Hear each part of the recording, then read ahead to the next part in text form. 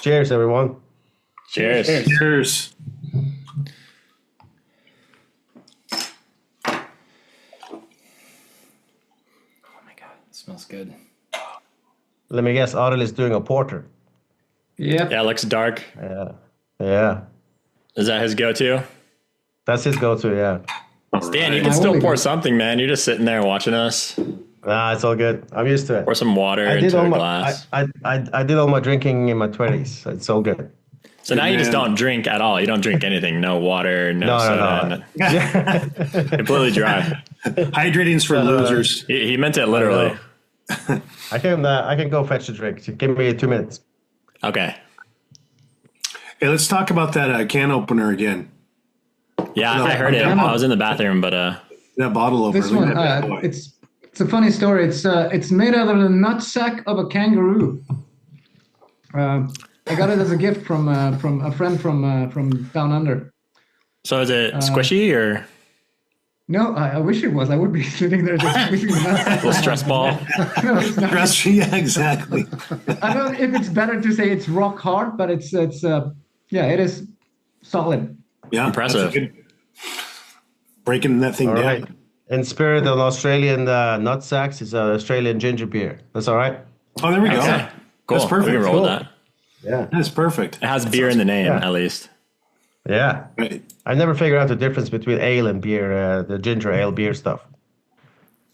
Whenever we travel, I pick it. Yeah, those are good. I don't know what the. Yeah, I'm not sure. No. You get a nice spicy one. Those are pretty good. It's pretty late for you guys over there. Sorry for the confusion on the time. For me, it's still early, so I was looking for the lightest beer in my fridge, and so that's why I grabbed this one. But it's still 8.6%. It's a double IPA, and this one has Citra and Nelson hops, and it's from Brujos, DDH San Nosferatu hazy IPA. That's a good one. That's it. That's a great one, dude. Yeah, ran out of all my lagers and lighter stuff this weekend. What time is it over where you guys are at? 9 p.m. 9 p.m. Oh wow. So it's perfect for a beer. Yeah. Hey, you're hitting it right. It's prime time. That's too late for me. I can't sleep if I drink that late. You don't drink enough then. If you drink enough, then you pass out. That's my strategy. That's a good call. That's probably what it is. I'm having a King Oscar Victorian Porter. Jesus Christ, my eyesight is... I'm getting old. Hey, he's got glasses, but he refuses to wear them. I can like a meter away, so it says... I think it's from Bergen or something. It's called Sju Fjell, which means the 7 mountains. So it's Stian right? It should be Bergen then. Or Helgeland. Something. Yeah. So you should bring out your glasses. Well, it's 5.6%, so it's not that strong. It's actually quite nice. That's a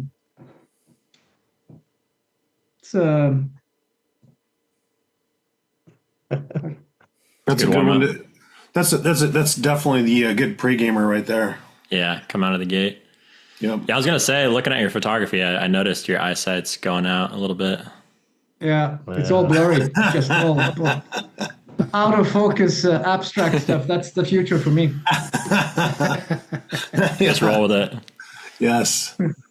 Good transition. That's good. So I got a new bottle in the mail last week. So this is Snowbirds 8 from Other Half. It's this year's edition. So it's a collaboration with Jay Wakefield out of Miami. Yep. I was curious. It's tasty. Yeah, I wonder how that box turned out. Yeah, super curious. This is the first one I've had from it. So, but there's what are we? Imperial Stout, 12. The list is always like months. So long.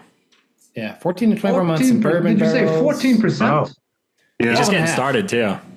12.5%. Jimmy goes hard in the paint. He has a pretty rough life, so I do. Like jet It's been a long weekend. Yeah, Jimmy's like, it's noon somewhere. Let's go. If I started with that one, it would be a very short podcast. I'd be asleep in half an hour. I may be. So Jimmy will be staring into the sun a little bit later. Sounds pretty good. Yeah, it smells great. I'm glad I didn't get onto that last year's bottle until like it sat for a while. So, but it's nice. What's the profile in there? What do you got going on, Jim? They've got let's see, it's sat in bourbon barrels for a while, but it's got almonds, coconut, toasted coconut, and cacao nibs. Oh yeah, you can't go wrong with that. Solid. So it's nice and nutty. Yeah, it's not super sweet. It's smells boozy, but it doesn't taste it. So, boys, I'm gonna awake the fire inside for this episode. Right there, from Fidens. Kind of like Eric said, start off slow with this 8.5. It's the least heat I had in the fridge, so got to go with this one. It's got a nice selection of hop profile with it, and super tasty. Cheers. Cheers. That one. That was a great one. Mm-hmm. Yeah, and that one was with vitamin C and North Park and yeah, like 4 different breweries, I think. Yeah, I totally missed that. Yep, it does. Yeah, that one's super good. Yeah, that's great. You guys get those in a like a convenience store, or because we have to get these kind of beers. We have to go through the monopoly. We just get them straight from the brewery. Okay, yeah, cool. Yeah, they sell out super fast, so it's like you got to get them straight from the source. Yeah. When you say monopoly, what do you mean by that? Well, like everything above liquor store. Oh, gotcha. Yeah. Okay. Yeah. So all the beers above 4.5%, you have to get in the liquor store. Okay, that makes sense. That's kind of like Bennett in Utah. Yeah. And Hans was talking about that. So where do you guys? Yeah, where do you guys live? We live way up north. It's north of the Lofoten Islands. So you're in Norway, both of you. Yeah, Norway, northern Norway. So see, there's a big difference between northern Norway and southern Norway. We're from proper Norway. Gotcha. We're not like the Arctic. Yeah. What's the latitude, Stian? Is it 60? 66 point something. Yeah, 68. Yeah. Sorry. Yeah. 68. Yeah. Yeah. Up there. So it's so now it's polar darkness. The sun.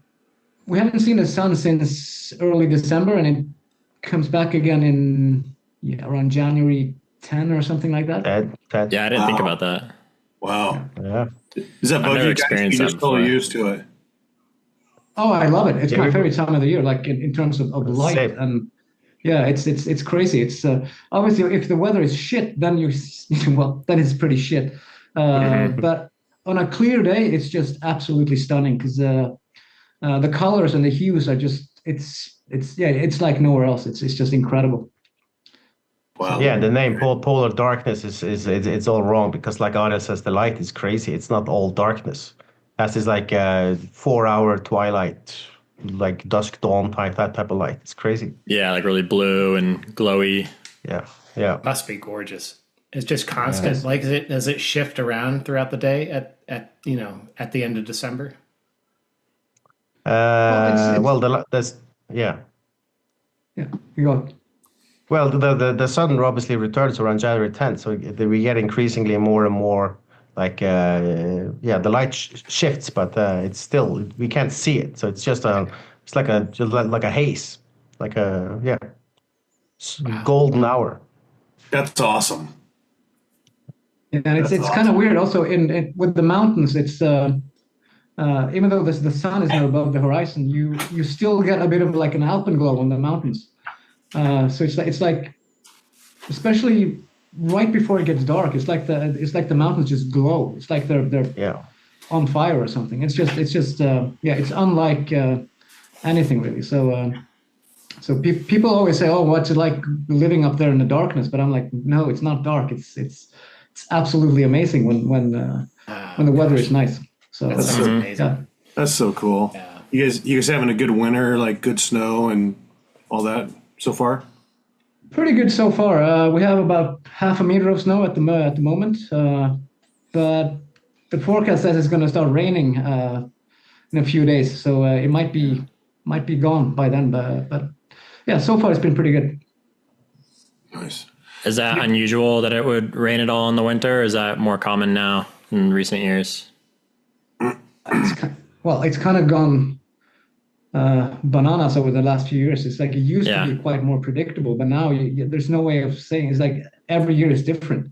Last winter we had tons of snow from November to April, and then the year before that we had nothing. It's like I went running in the woods in the middle of January. So it's there's no, all the rules there's just gone through the window, so you can't. It's impossible to predict. Mm-hmm. So yeah. Wow. Are you pretty close to some of the areas you like to go shoot and explore? Well, I could literally go out of my house and just shoot 3 minutes from the house. Right. I mean, the area I live, or we both live in, is absolutely amazing.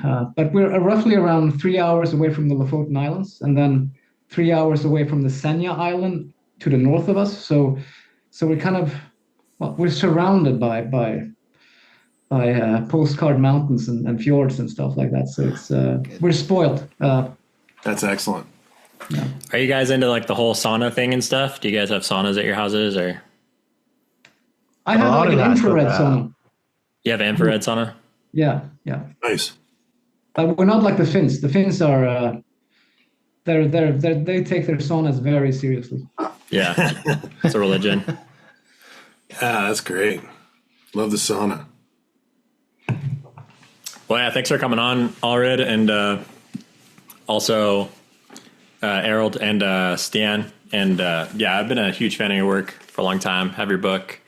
And you said you've never been on a podcast before, so we feel fortunate to have you on ours. I've been invited to quite a few over the years, but I've always said I feel like an idiot when I'm talking about photography stuff and more of the serious topics within photography, where it's easy to miss the nuances in the language, even though my English is quite good. It's still.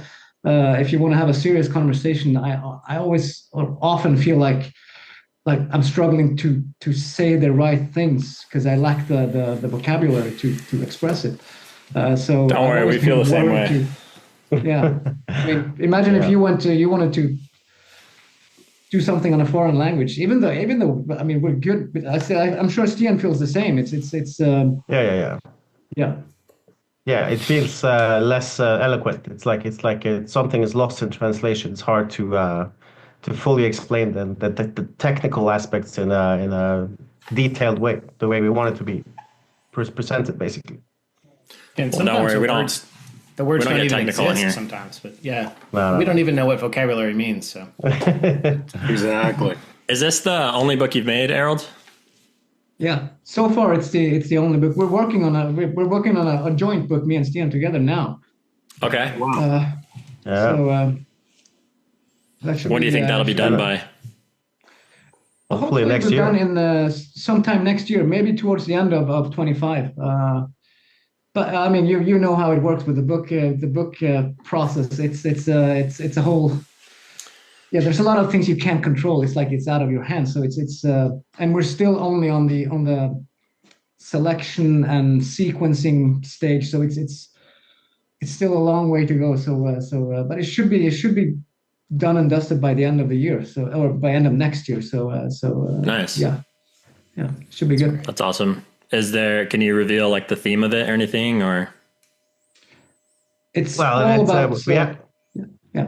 Go, Stian. Yeah, the picture I shared is we've never told anyone about this publicly, but the picture I have picked for this podcast is it's the first picture we show from the book. It's a black and white fine art book about Svalbard and the landscapes about Svalbard, presented in a way that we've never seen it before. It's a lot of infrared work. It's been 3 or 4 years doing expeditions up there, get all the data and images. So it's been a long way coming, but I think it's personally it's some of the best pictures I feel like we have made. But we've sat on them for so many years now, so it feels like I don't know. It's a big project. So it feels nice to be able to put it to the next stages. Mm-hmm. Yeah, I know the feeling. That's awesome. That's cool. It's really cool. Svalbard seems like a crazy place. Have you had any like polar bear encounters or anything? I mean, Svalbard is. We often get the question from clients on our workshops. Okay, what's the best place to shoot landscapes? And it's typical. I mean, you guys probably get the same questions, and I can honestly say, from my point of view, and I'm sure Stian can agree with me, that Svalbard is next level. It's like the Lofoten Islands on steroids. But the weird thing about Svalbard is when you think about Svalbard, before we went up there, I had a conversation with a bunch of colleagues, and they all said, "Why are you going to Svalbard? There's only polar bears up there."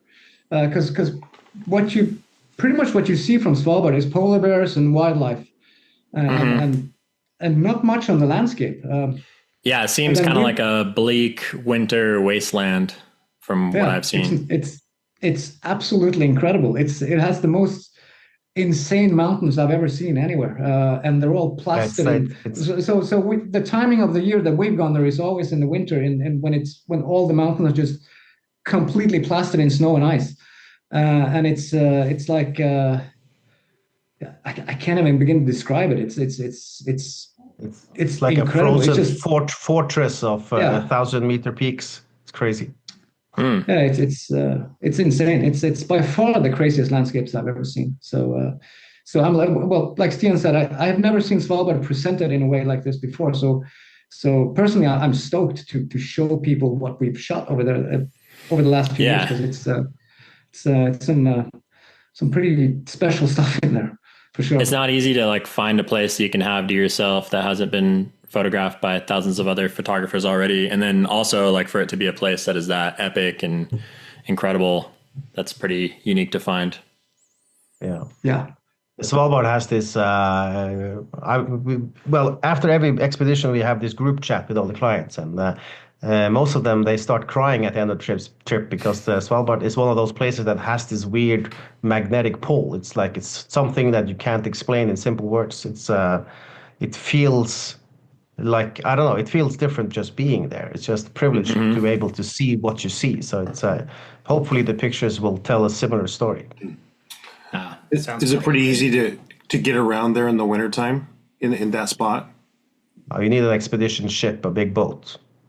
Yeah. Gotcha. Okay, mostly by water. Yeah. Yep. Yeah. So you kind of cruise around and then get off and walk around a bit and then get back on. And not many landings. It's mostly done from the ship. Interesting. Oh, okay. Very cool. Yeah. I have a friend that went out there and did some backcountry skiing and stuff, but he's not a nature photographer. Yeah, Stian, thanks for coming, and we'd love to have you back on the show at some point to focus on your work. Yeah, absolutely. Probably a lot better than Arild's episode, but It's way better. glad you could join and supply some really cool behind-the-scenes photos that we'll start looking at. Yeah. But I didn't share the worst ones though. Those were your instructions. I told you. I made Arild can tell a story about a Christmas card I made like 6-7 years ago. Oh yeah. Oh, we had when we started, this was early on when we started our workshop business, and I think it was second year, Stian, where we decided, okay, we're going to send out a Christmas card. Did you add that shot to this? No. Was there a nip slip or something, or worse? we found a shot on. We found a shot online of a guy with a monkey on his shoulder, and the monkey had its penis out, and it was like it was in the face of the guy. So Stian photoshopped our faces, my face onto the monkey. No, Stian's face to the monkey, my face to the guy. And send it out to all our clients, wishing them a Merry Christmas and a Happy New Year. I'll definitely need that. We'll need to get that in there. Yeah, that's needs to make the cut. That sounds great. And people were traumatized. It's like, what the hell? I was like, did we go on trips with these guys? That's amazing. Legendary. That may be the photo of the when we drop the image. Just got that one right. I will make it a personal quest to find it before I go to bed. Good man. So is this like in Lapland, Finland? Yeah, Finland. Yeah, that's in Finland. We're heading back there in like a week and a half or something, or a couple of weeks. weeks. Yeah, it's one of those crazy winter locations. One of my personally is one of my favorite places to go. It looks incredible. I've always wanted to. It's absolutely amazing. It's like it's endless. It's like you're walking on another planet, basically. So, and we've been there 10 times probably now, and you don't get tired of it. You never go tired of it because it's endless. Obviously, you after visiting a place with that many times, your work gets more and more focused and narrowed. So it's like you end up with less and less shots every time you go there. But it's like every time you always discover new stuff and you just refine your work in a way, and I love it. It's heaven for winter forest images. Very special. I can imagine. You have some great stuff from here. Stian has some incredible stuff. They're like flash frozen in these weird shapes and textures everywhere. So you can walk around there for days, and it's for every year it's completely different, even though we're in the same area. So it's just the amount of humidity changes the way they look. Oh yeah. You've got some moves, Arild. You're pretty flexible looking. You pulled a hamstring. Yeah, you'd be surprised to know what pulled a hammy. Gonna walk the next day. Very flexible. That's from the sunset shot is from Svalbard. Okay. That was in our previous live stream when we still shot sunsets. Oh yeah.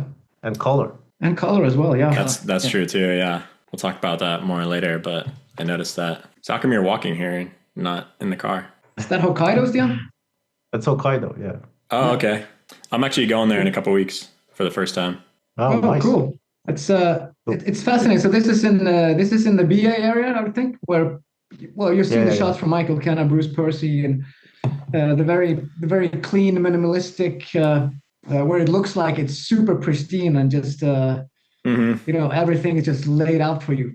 In reality, this is what it is. It's super industrial with the power lines and factories and all kinds of stuff. So without snow, it's completely I wouldn't say impossible, but it's requires a lot of knowledge about locations. Yeah. So weren't you guys half of that? Weren't you there just recently? They were mostly just opportunistic shots. Yeah, we were there last January. Yeah, Mark Davis was like helping you out with stuff. Yeah, he told me about that. I'm meeting up with him when I go. So he mentioned that. Send them our regards. He'll be guiding for us in February. Okay, is he pretty chill? Yeah, super he's nice. Me and Stian always have a way of screening people that we work with. So I'm pretty good at that. I can tell within a minute if I'm gonna enjoy working with someone or not.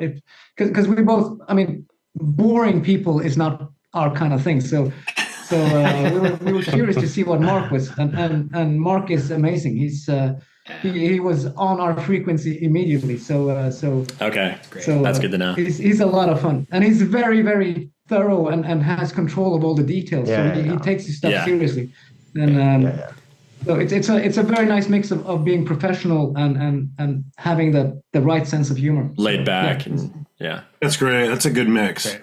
Yeah. Yeah, I've got that. Are you meeting up with Hoshino? Yeah, as well. Oh, okay, cool. His English skills is limited, but he's a super nice guy. Well, my Japanese is even more limited, so. Just no Godzilla jokes, all right? They don't like those. No. And if you go to the 7-Eleven, don't pick up a small bottle of what looks like a ginger shot and ask him if that's what it is. I asked him, and he just looked at me, and he did like this. No, stand up, dick. So it's like liquid Viagra. I'll pick those up for sure. Yeah, it's like a gas station boner pill. So Probably way more potent. Lucky- Though. They don't have to jump through all the FDA hoops. luckily for Arild, I didn't pick it up. Hey, they got that shit at Mavericks in Utah, dude. Go get it. Oh no. Oh yeah. So I'm used to getting splashed by waves on the coast and stuff out here, but it's not nearly as cold with snow everywhere and in the middle of winter. That must have felt nice. That's a sick shot. I think Arild has the best seascape blooper story. Yeah. Oh, let's hear it. Oh yeah. Oh yeah. Well, it depends. I have a. Well, the one from Senja, where you wrecked the GFX. Oh my God! First of all, I have a history of breaking so many cameras over the years. It's ridiculous. Yeah, on I'm this the same way. when you on the trip that you took this shot, this is like from 2016 or something. Yeah. And we were doing a trip together with Ryan Dyer. I broke my camera because of a wave hit it, and salt water killed it. And then I borrowed Ryan's spare camera, and then the next day it fell off my tripod and it just exploded into. Oh shit! And then I had to borrow. Nowadays they don't borrow or rent out stuff in Lofoten, but I used to have like a guy renting out stuff. So I rented a Nikon from him, and I managed to destroy that one as well the next day. So it's like it's crazy. But the story that Stian mentioned from Senja, that's legendary. So we were up there, me and Stian leading a group, and then we had another group led by some of our guides that worked for us. So they were up there with another one of our groups. I think it was Felix Inden from Germany, Stian, who led the group. Yeah.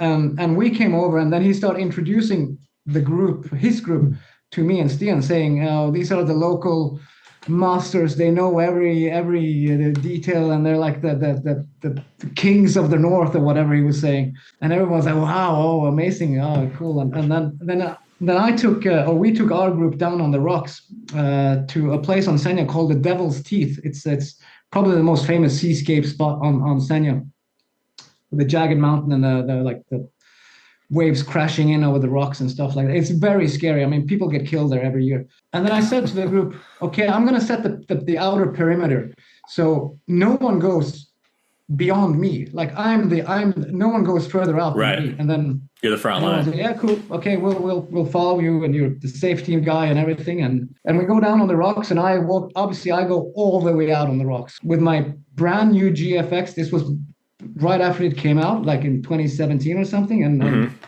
brand new GFX with a new lens and everything. I think I took it out of the box the same day. And then oh man, I set it up out on the rocks, and then Stian says, hey, do you think it's safe to be out there? And I'm like, relax, I got everything under control.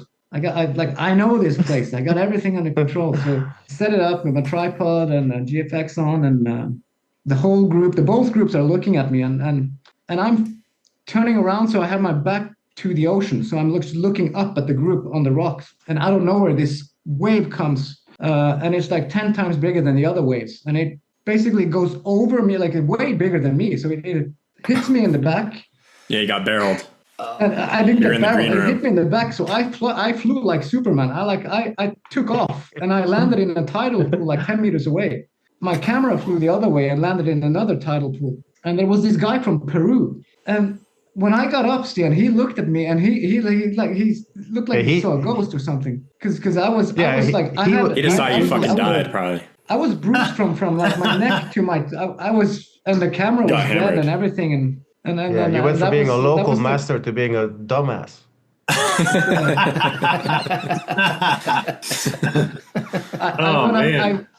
I did the walk of shame up to the car, and I sat there for the rest of the day. It's hopeless. Dude, Right, that's freezing brutal. cold as well, right? That is brutal. It's brutal. But yeah, this was like I said, it was early on where you. Where we took more risks. I think we both have calmed down quite significantly. We don't seek that kind of stuff, mostly because we don't shoot with wide-angle lenses anymore. I mean, there's no need to go close to the water anymore. I don't do any of those near-follow compositions anymore. Yeah. So, but yeah, you live and you learn. Oh yeah, that's good stuff. So it's like a little. Are you inside of a vehicle or like a little hut or? It's a golden eagle hide in Finnish Lapland. It was, they had like 4 or 5 small, I wouldn't call them like cabins, I would call them like small sheds. And obviously I ended up in the one without a heater. And me too. So all the others, people were sitting in shorts and t-shirts, and I was with a girl in there, and we both froze to death. It's like it was minus 30 degrees, and it was just oh god, it was brutal, but it was good fun. So you're taking some photos from inside with a little curtain or something? Yeah, there's like a hole in the blind thing. It's boring as hell, but when the action goes on, it's kind of cool. But it's a lot of waiting and just it's 4 hours of waiting and 1 minute of shooting. Sounds a lot like sex. You were trying to photograph eagles, you said? Yeah, it's a golden eagle hide.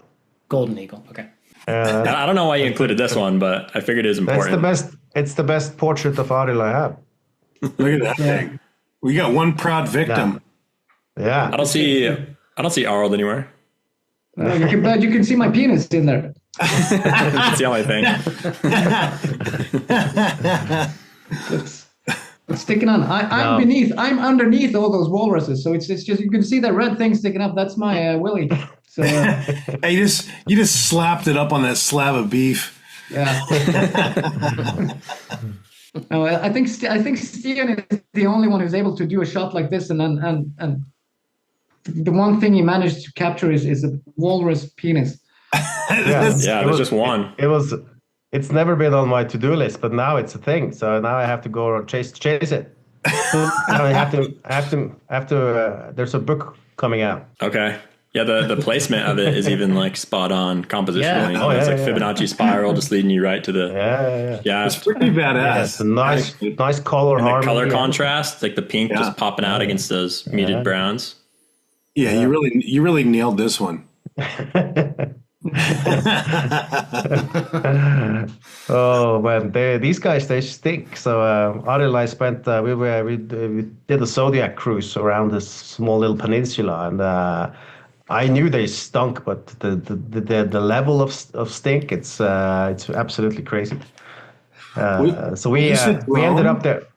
This is in Svalbard. So we followed the young drone, or how'd you get the perspective? Oh, this is a drone, yeah. Oh, cool. Yep. So we initially set out to. There was a curious young polar bear.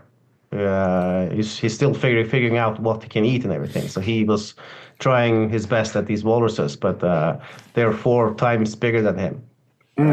So it's a very, very cool. Some very cool pictures from that scene. So this is part of that. Wow. Yeah. So yeah, cruise thing. I imagine you guys have to carry guns around fairly often, or I guess if you're on the boat, it's not necessary. But I heard like in Svalbard, it's like you have to have a gun if you leave town. Well, we have guides that they carry guns. So I think for every 5 persons, there's a guide with a gun. Okay. We had a close encounter with a polar bear just now in an old Russian settlement. Jeez. This is art. This ice sculpting is your other hobby. Oh yeah. Oh so you get those perfect compositions, huh? The grin on his face, Jesus, it's gold. Hey, can you zoom in on it, Eric? I don't know if I can zoom in that far. You're creating that chunk of ice right there, right? It's that cold.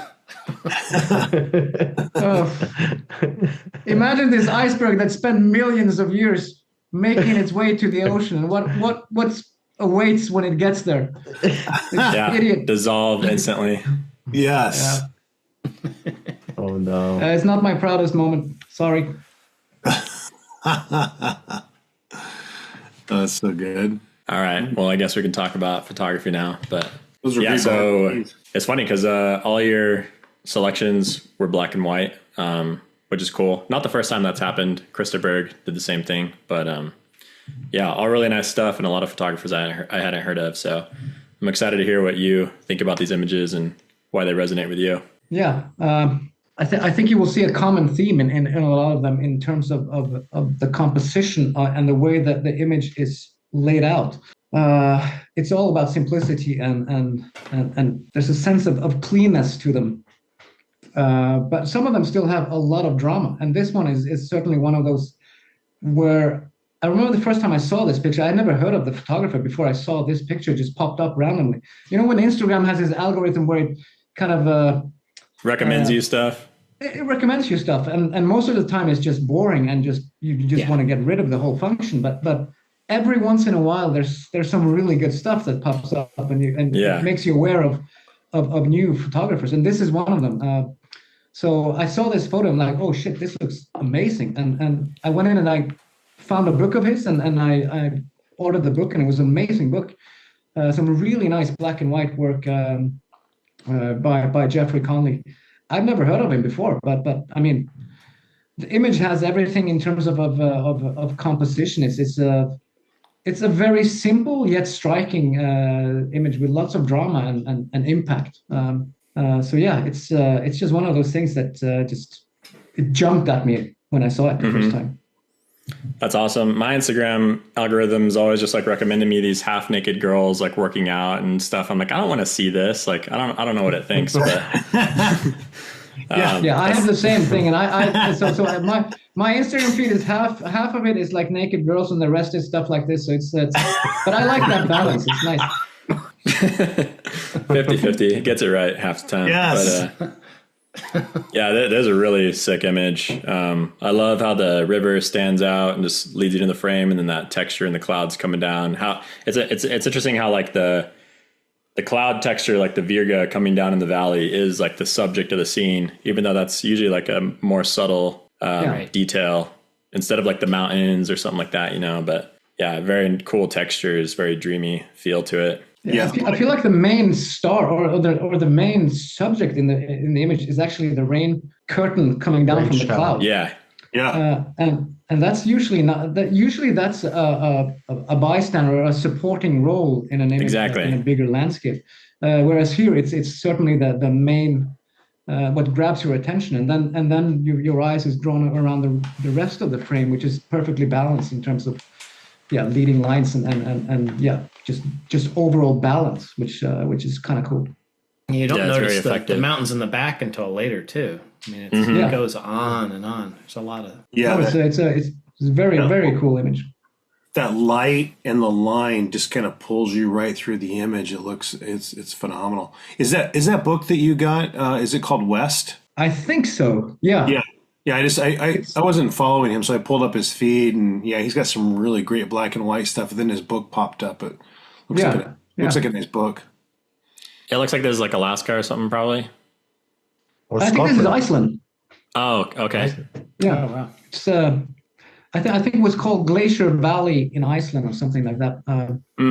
But again, it's one of those shots where it could be anywhere in a mountainous area, which is also another thing that I enjoy is images that aren't location specific, that could be taken anywhere.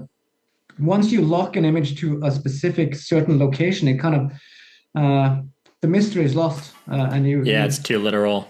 Yeah, definitely. Yeah, the black and white treatment here is really cool too, because he's able to go super black on the edges and has kind of like a charcoal texture feeling to it, like very strokey. It's really nice. Mm-hmm. This one's interesting. I'm curious to hear you talk about it.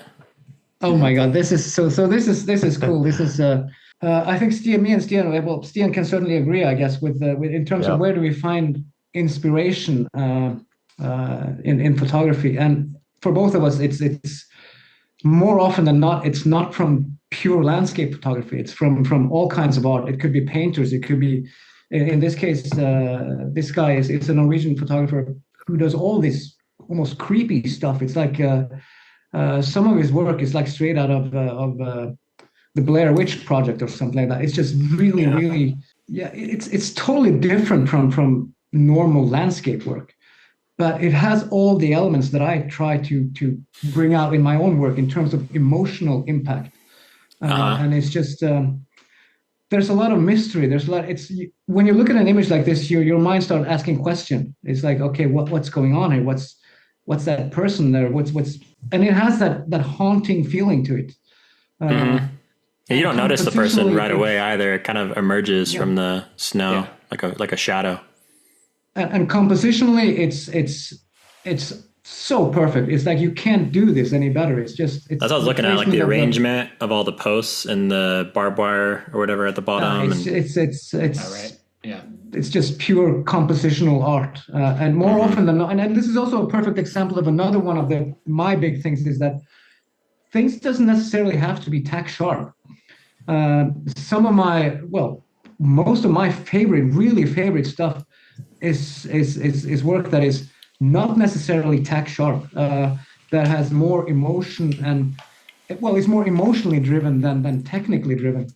Right. I think a lot of landscape photographers, modern landscape photographers, tend to put too much emphasis on front to back 100% sharpness in terms of focus stacking and all of that. A lot of times I feel like if an image is too technically perfect, you lose that X factor, and it just becomes clinically, you know what I mean? Sterile. Like it's technically, yeah, it's almost sterile.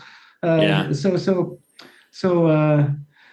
it's also, this image is one of those images that inspire me, but I know that I would never ever be able to pull it off myself. So it's also one of those shots that it's inspirational, but I don't want to copy it because there's no way I could copy it. I mean, I would have to dip into his mind and be in his mindset to do that. And there's no way I can do that. And that kind of work really speaks to me, where it becomes more about expressing your personal vision instead of just copying good conditions or a specific lined up composition or something like that. This is purely made up in his mind, and he has a super strong vision. He also has a book out which is called Silence. I have it here. Oh, yeah.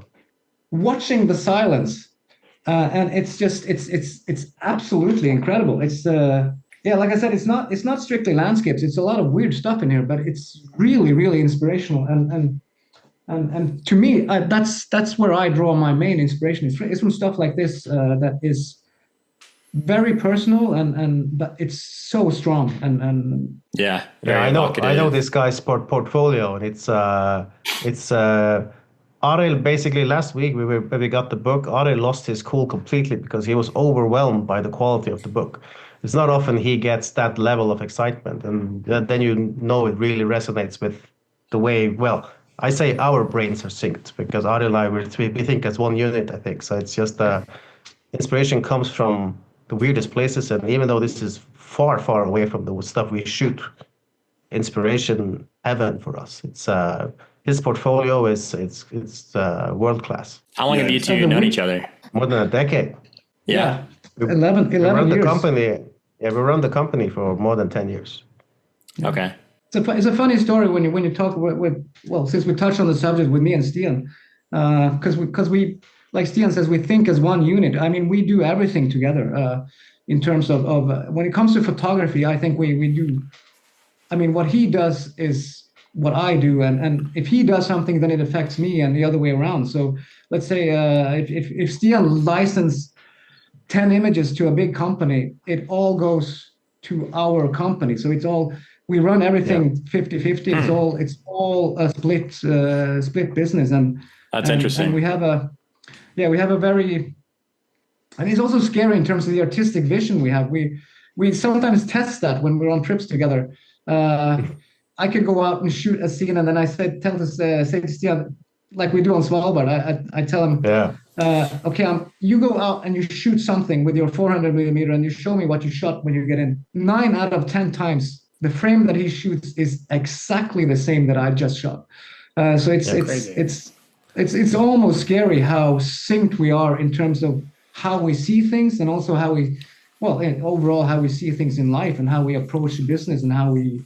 So it's I would say it's a pretty unique situation we have going. It would be hard to separate us. Yeah. That's really cool. It is very. I don't think it's very normal to have that in when you run a business, that you have that connection with the person that you're working closely with. It's very unique. Speaking of unique, I'm about to open my second bottle, and this one is really unique. Ooh, let's hear it. Segue. Hey, grab that ball sack and get that thing cracked. Can you guys see what it says? Yeah, I see chocolate stout. I can't read the top. Is it the one from Iceland? No, it's Russian. It's it's the one we bought. Oh shit! Yeah, I bought this in Svalbard. There's a small settlement of Russians. There's a Russian settlement. It's a funny story. It was from this year. Like, isn't it like the Russians say Svalbard belongs to them, and then is it Finland or what's the other country on the other side, and they think it belongs to them? Or it was Norway. It's Norway Norway and and Russia. Yeah. So yeah. So land. this is a small settlement called it's called Pyramiden, which is just the pyramid. And I don't know how many people lives there. 20 Russians or something, Stian? Yeah, it used to be 1,100, but now it's 20 something. Yeah, it's an old mining Wow. town. And we visited there last September, and when we went ashore, and it has this on top of the mountain above the village, there's a flag with the old Soviet Union thing with the hammer and sickle. Yeah, exactly. Yeah. Yeah. And then we tried to, so we had to, this is funny. We were doing like a guided sightseeing trip around the old mining buildings and all the, it's a really unique place with old schools and old buildings, and you can shoot some really cool urban stuff, like old decayed stuff and stuff.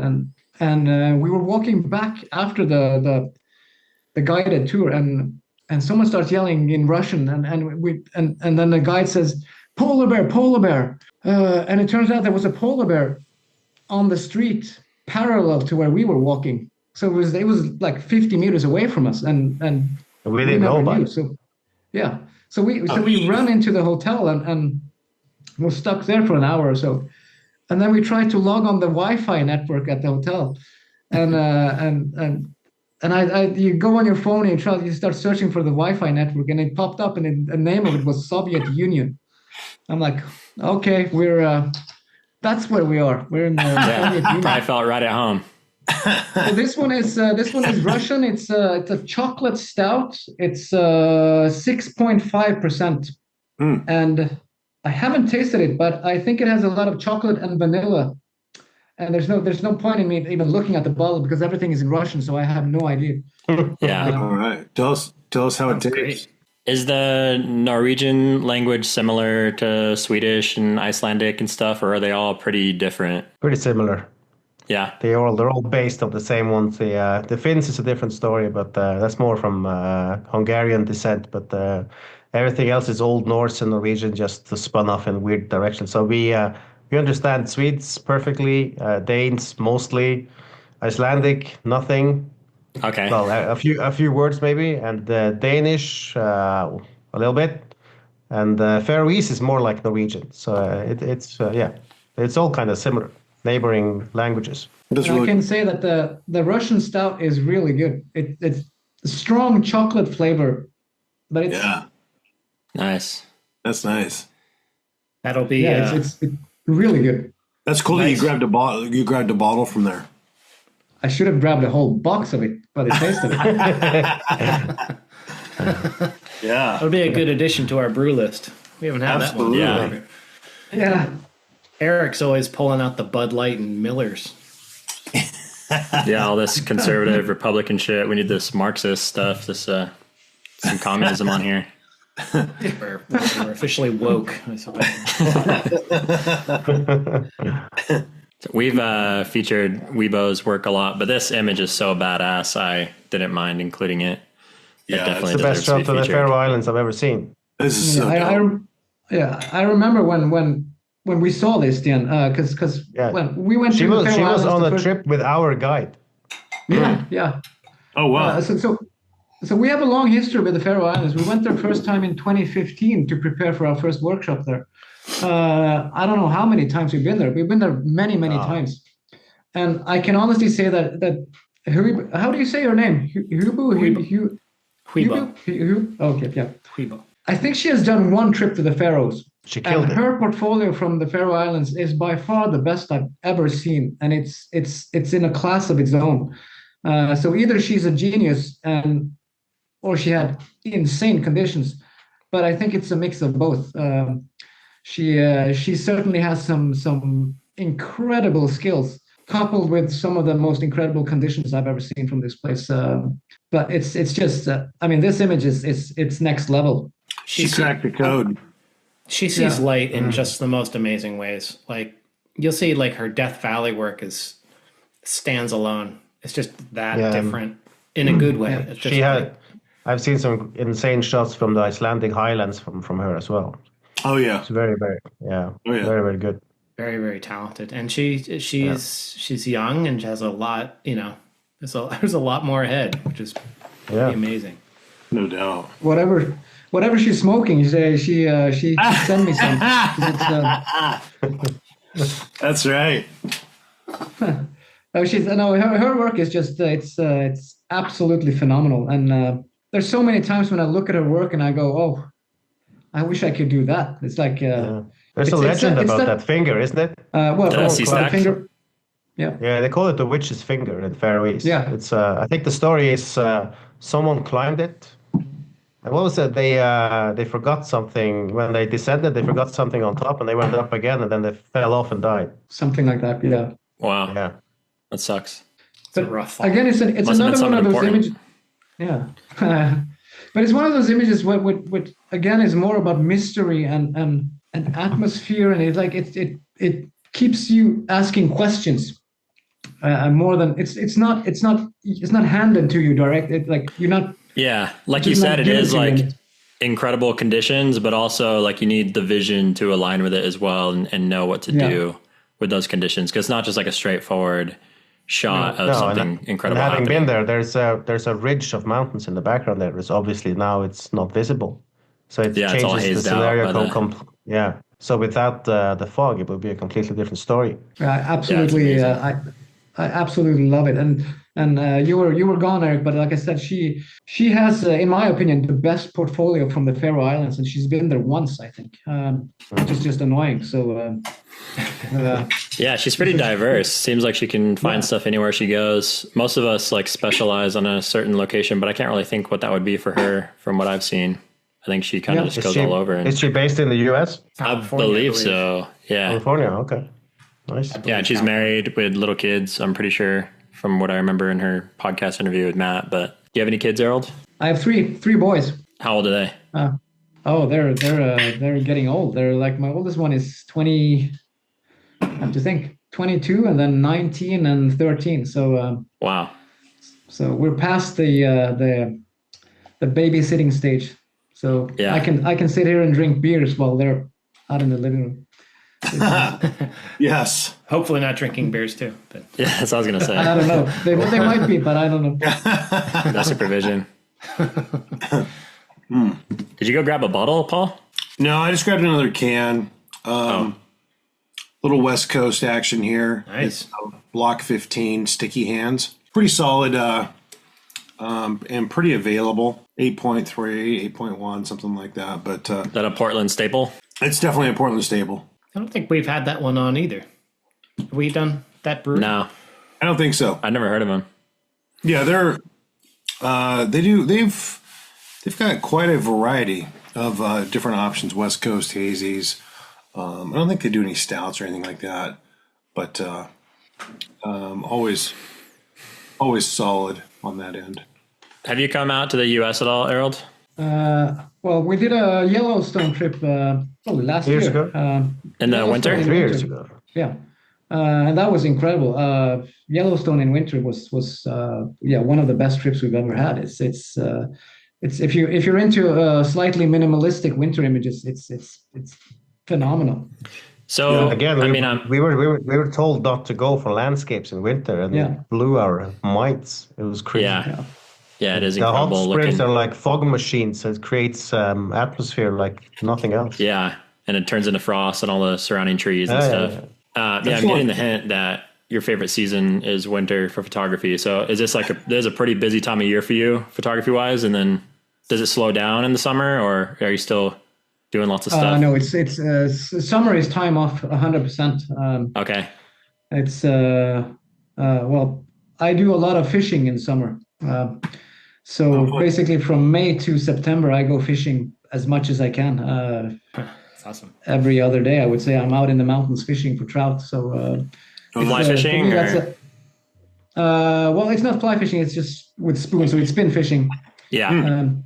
It's too difficult because some of the lakes, I don't do rivers or stuff like that. It's just mountain lakes, and it's kind of fly fishing is not ideal up there. It's quite weather beaten and quite harsh environment to go fishing in.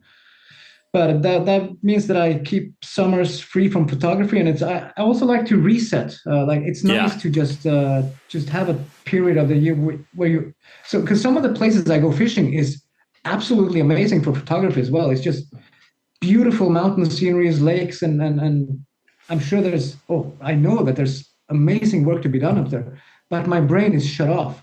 Sure. So I could see scenes, and I know, this would have been an amazing photo, but I'm not in that state of mind. So my brain is completely shut off. So when the season starts again in September, then I feel recharged and ready to dive into the artistic side again, which I think is important to give yourself a break every once in a while. So for sure, you feel inspired again.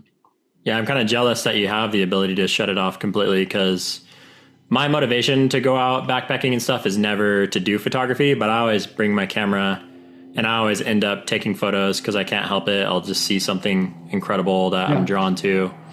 But it would be nice just to be able to like completely leave the camera at home and not even like regret it or anything. I think it has to do with the level of the passion that I have for fishing, because if possible, it's even bigger than my passion for photography. So when I go fishing, I'm in a completely it's like I'm in a bubble. I'm in a zone. So I'm completely shut off, and for me that's mental. It's mental treatment. It's so important to have that break every year. It's a sacred period for me. From May to September, I'm off. I don't take my camera out at all. So that's cool. It's different. That's great. Yeah, that's really cool. Good technique. It's a good idea.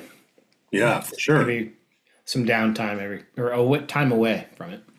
Yeah, should probably take like 3 months off from photography and just focus on drinking beer each year. Sounds like a plan. Well, you asked me about the U.S. I've also done a couple of storm chasing trips. With Ryan? No, I've done it with Anthony Spencer. Oh, awesome! He's great. Yeah, he's an amazing photographer. He's actually, I met Anthony in 2009, I think. So I went over to visit him in England.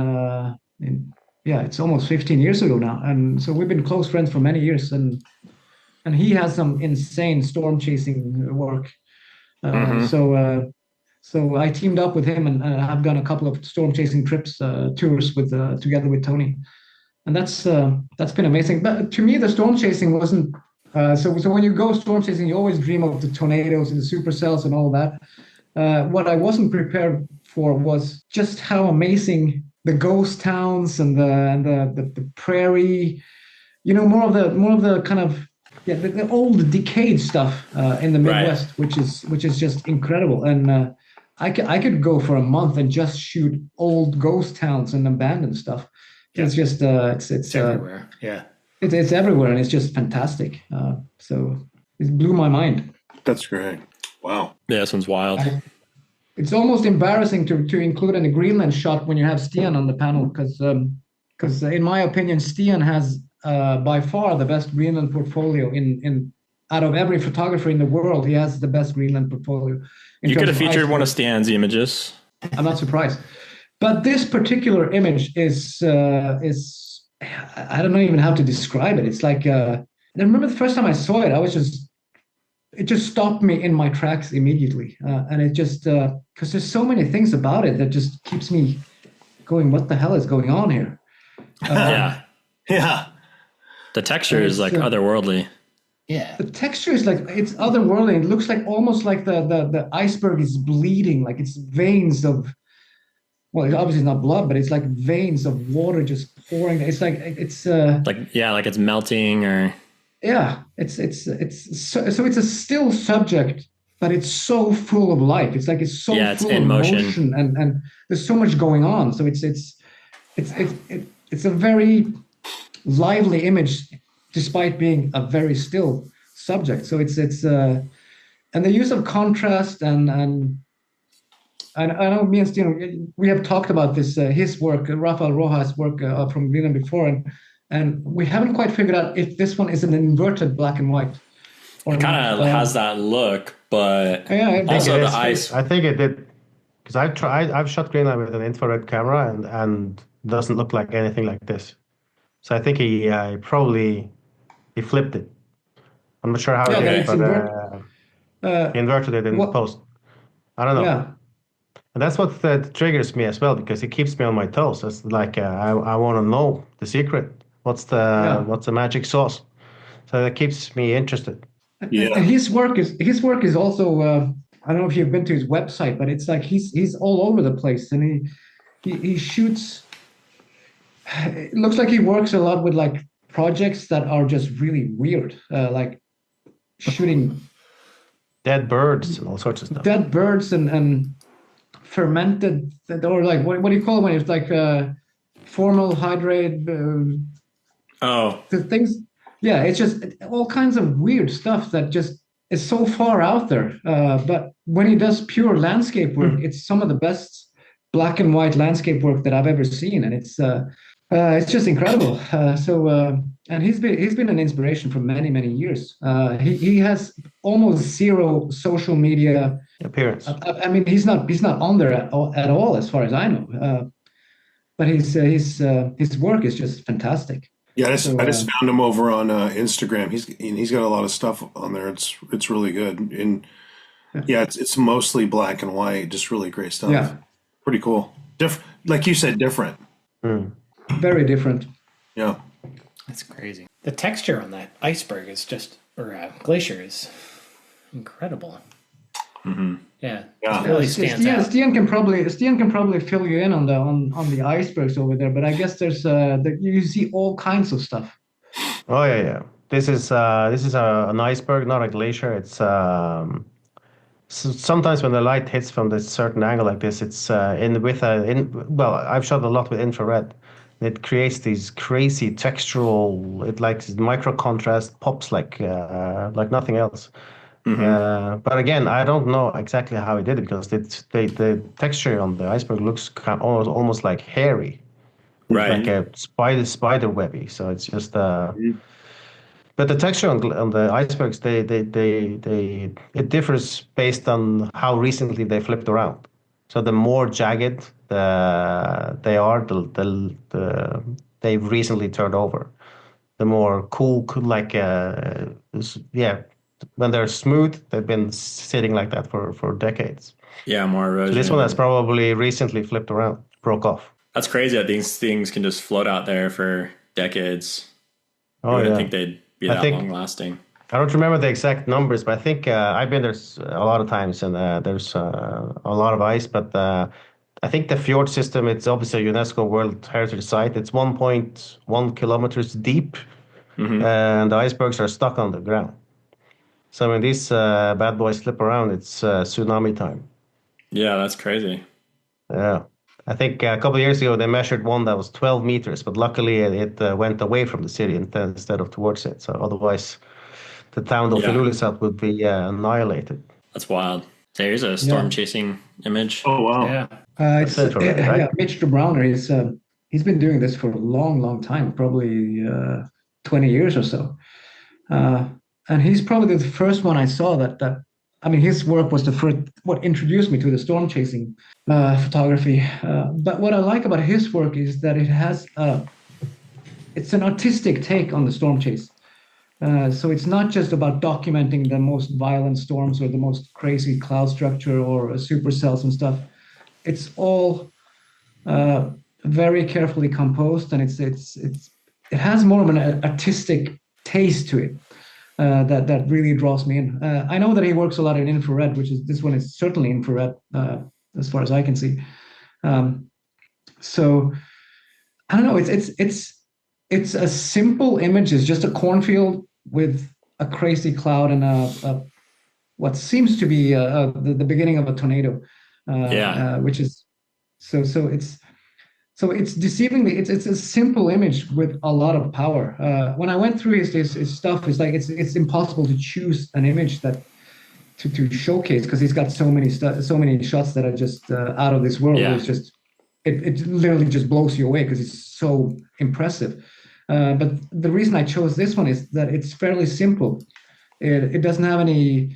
It's not a lot of elements in it. It's just a strip of grass in the bottom, and then a violent cloud system above it. So it's fairly simple, and I like things simple. Less is more is probably my mantra when it comes to photography. So yeah, his stuff is just next level. It's interesting how much attention that small little funnel draws, because it's only like 3% of the frame, but it just totally sucks you in without having like anything cheesy like leading lines or, you know, forced framing or something like that. It just like totally sucks you into that little element, and it's like dead center too. It's always, when I started doing the storm chasing trips, this is what you want to capture, but it's not easy. It's there's a lot of luck involved when you go storm chasing to make sure that you obviously you have a weather guy with you who does all the radar monitoring and making sure that you're on the right spot. But there's always this huge luck side to it, where you have to be lucky with where you're positioned. And every time I've done there, I've always been in the wrong position. I've always been reined in, or zero visibility, or just horrible. But this is what you dream of when you go storm chasing, to see something like this. So it's incredible. I wouldn't give my right arm for it. I might give my left arm for it. So yeah. Yeah, I need that right arm. Don't elaborate on that. A lot of miles driven too, right? I mean, you guys were driving all over the place.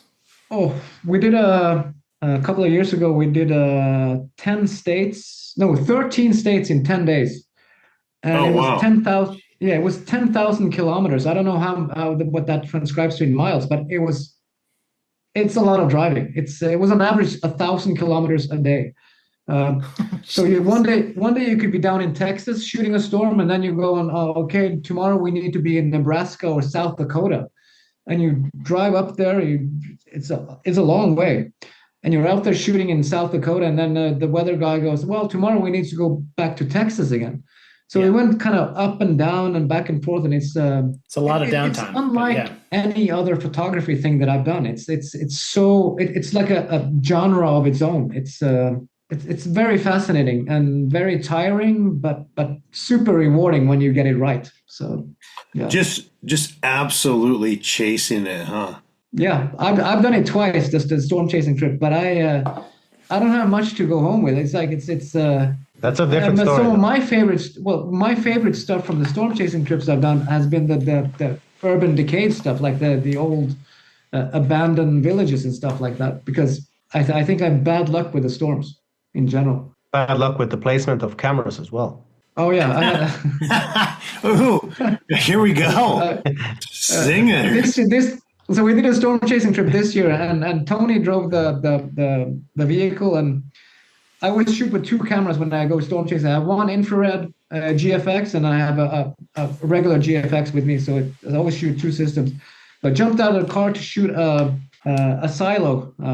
To shoot some abstract stuff of the silos, and I put the infrared GFX behind the vehicle, and then I walked around shooting with the color, and then I didn't notice that Tony moved the car, and he started by backing up. Oh! And it drove over my GFX, so it was totally crushed. So the lens and everything was just in pieces, and this is another part of the way I work. I'm super sloppy with things. Like I don't do backups. I could keep the memory card in the camera for 2 months before I take it out and do and transfer it to the computer. So and this was on the last day of the storm chase. I had all my infrared storm work from the whole trip on that camera. And the card got smashed too? The memory card was broken in half, so it was just beyond recovery. Dude, that sucks. Yeah, but it was one of those things where you go, well, or at least I go in those situations. I'm like, okay, I see what's happened, and I see that, okay, the equipment is gone. The memory card is gone. There's nothing I can do about it. I've been an idiot who didn't do a backup, but I can't do anything about it now. So I just drop it. Yep. And I will never think about it again for the rest of my life. I just pretend it doesn't exist. Except for today. Except for today when you bring it up again, it's like, okay, yeah. Well, I think that's one of Arild's best qualities as well, because he doesn't get stressed easily. When we do all the trips and workshops we do, there's hotel arrangements, there's flights, there's vegan options, there's diet options here and there. He's Mr. Fixer. He can fix everything without making a sweat. So it's just very positive driven mindset. So he's a fixer. That's cool. Yeah, never let anything hold you back. Yeah. No. Great. Yeah. You should stay away from using drones though, because it sounds like that would be a catastrophe. I think you'd be crashing on we have lots of stories about that as well.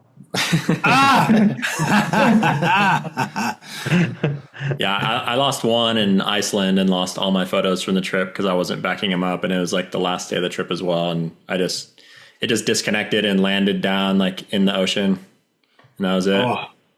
Oh no, I had that in Greenland. I almost hit the humpback's head. Oh shit! Yeah, lost everything. Oh. I mean, we all have stories of lost images. Stian had one. Stian had a funny one in Finland when we were shooting. Oh no! Yeah, tell the story. Yeah, I can tell. Yeah, so I was in the hide with the guy from the UK, and I was shooting GFX, and he was shooting Sony. And we were in this. There's this one place in Finland where the brown bears, wolverines, and wolf, they kind of coexist and figured out a way to hunt together and share the food. So we were in the hide, and there was a bear and a wolf in the same scene in this old pine forest. Very, very cool. And I shot it, and then Sean, the British guy, said, "Oh, I'm out of memory cards. Can I borrow yours?" And my GFX has dual slots, so I just figured I'm shooting on slot number 1, so I gave him slot number 2. And he says, so basically when you put the GFX memory card in the Sony, it asks you to format it because it's a different system. So he says, is it okay? And I said, yeah, it's empty. Go ahead. It wasn't empty. So basically I took some crazy shots and deleted them 5 minutes later. That was a nightmare. Shit. I think Arild got one shot from that scene. It was crazy. How often would you see a gray wolf and a brown bear together? I'm glad we all have those stories of fucking destroying a lot of hard work. Yeah. God. Yeah. Yeah, you just got to let it go and just move on. Yep. Yeah. We're not alone. It doesn't serve any good to. No, you just gotta crack a beer and get past it. Crack a beer. Bennett, what are you doing? I'm taking the wax off a bottle, and I fucking cut my thumb already. Dude, fucking. I thought you were painting your fingernails. These things are tedious. Yeah. The funny thing though, speaking of fingernails, or in this case, it's toenails. You got a fucking story about everything, man. We can bring up anything. Yeah. Speaking of fucking. Speaking of blood, how about these toenails? It's a funny story because me and Stian always shares a room when we're doing trips. We've done that for 10 years now, so I mean I know him better than I know myself almost. It's funny. So we were in Finland. I think it was last year or the year before, and we go into bed at night. Beds next to each other, and are you sure about that? To have his rooms. His rooms. He needs his room to be like a freezer. It's like it has to be. Yeah. Cold. It has to be almost ice on the walls. That's the perfect temperature for it. So I look over to his bed and I see that his feet are sticking out from the duvet. And I look again and I'm like, what the fuck is going on? And I see he's got this pink toenails with like black hearts on them. And I'm, dude, what's going on? Pink toenails? What's happening? Steve, you can tell the story. What's you have a your daughter was responsible. I had to negotiate with my daughter. She refused to go to bed unless she got to paint my toenails, and I went on a trip and I forgot about this. And so Arild was the victim of this brutal sighting. I can actually send the photo I have of the toenails. So Eric, you can edit the photo of Stian's toenails into this conversation. We gotta see it. We're gonna say, hey, I've been rooming with this guy for a decade, and here's what I'm dealing with. I thought he painted them for you. He just wanted to, look nice for you. Yeah. I actually forgot. I forgot all about it again when we went to Japan to the onsen. They're very picky about the tattoos and everything, so we had to cover up tattoos. And just as I finished up in the shower, I looked down and pink toenails going into this very sacred onsen in Japan. Oh, so luckily there was one older guy there and he didn't see shit, but I didn't feel very masculine. Oh, that's so good. Michael. Yeah, Michael Kenna. It's funny though when you do workshops and you start talking to the clients about photographers and who they should check out, to you give recommendations to where they can draw, maybe to learn something, and we always pull out Michael Kenna in terms of minimalistic composition and he's just a legend. He's like the godfather of minimalistic black and white landscapes. If you look at, I mean, some of you are probably aware of the work of Bruce Percy. Yeah. I mean, Michael Kenna. Don't insult me. Yeah. So Michael Kenna is like the godfather of these kinds of works. And it surprises me how many of the younger photographers who's never heard of Michael Kenna. It's like Michael Who is like, they've never, it's like a brand new name. And he's, yeah, I mean, if I ever were to be starstruck by a photographer, it'd probably be Michael Kenna. Yeah. That's why we do this show. Like, it's not just an excuse to drink beer for 3 hours every night. It's, we're trying to expose people to awesome photography like this. Yeah, absolutely. Yeah. And he's been shooting since at least since the 70s, I think. 70s, 80s. And still going strong. I mean, it's still going very strong. Yeah. Yeah. And again, a shot like this is all about aligning the different elements, which isn't easy with fences but it's all so balanced and just perfect in every way. And I don't know, Stian, how many books do we have of Michael Kenna? It's beginning to be a pretty big collection. Yeah. I don't know how many books he's published, but it has to be like 30 or 40 books. We could do a whole podcast about our book collection. Yeah. Let's do it. We need to have him on next time when we review books. Oh yeah, that'd be great. Seriously, that'd be awesome. We went nuts during the pandemic, and we ordered like 100 books or something, and it just never stopped since. I think you guys got my first one. Do you guys have my new book, or? I don't have the new one yet. No. Okay. No, because I'll get it to you guys. Remember, Eric, the shipping on your book was like I more than the book. It's like I had to go to the bank before I ordered the book. It was so expensive. I can help you out on that. I've been like, it's been such a crazy thing. I don't remember like who has my book or not, so I'll get one out to you guys. Easier for you is to just ship it to one of our friends in the US, and then they can bring it to us on our workshops. Yeah, if you line that up, I can do that. It's like $5 to ship within the US. So yeah, nice. But we should definitely do a podcast on reviewing books because I mean we actually had to have a carpenter to physically come and build a new like a library section in both our houses. So I had so many books. At some point, I had so many books arriving. My wife was like asking, "What do you is even look going at these on things?" With all these? Yeah, and I'm like, I'm saying, no, this is for Stian. It's not me. It's Stian's books. Nice. That's what I say about my beer. It's not for me. That's for Jimmy. No, we should definitely have them on when we do a book review. That's cool. Yeah, I just recently moved into a new place, and so I had to pack up all my shit and stuff. And most of the moving was like all these super heavy big boxes full of photography books that took like days to move from one place to the other. And then I had to like buy all these new bookshelves to put them up and stuff. And they're still just like stacked up all over the place on top of each other because I don't have enough room. Yep. Yeah, it's a problem. It's kind of. I probably haven't even looked at like 20 or 30 of them still. I'll buy them and put them on the shelf because I wait for like a nice prolonged period of time to sit and look through them properly. That's what I do. The same thing, dude. I have some that are still in the wrap. Yeah. Yeah, I have a couple Art Wolf ones that I haven't even bothered taking the shrink wrap off. Yeah, you just want to wait for that moment where you can sit there with a good beer, really quiet. Exactly. Just kind of sit there and just casually look through the book and just really enjoy it. Doesn't happen. I have the same problem. It's I have many books that I haven't opened yet that I'm just waiting for the right occasion to sit down. Yeah, super. Yeah. It's a super cool. It's like a special bottle of wine or something, you know. Like, yeah. I love can't just that. crack it willy nilly. Yep. And Michael, you know the person put so much time into it. You know, it's like a big chunk of their life right in Some there. people, it's disappointing when you can tell they didn't, but yeah, usually that's the case.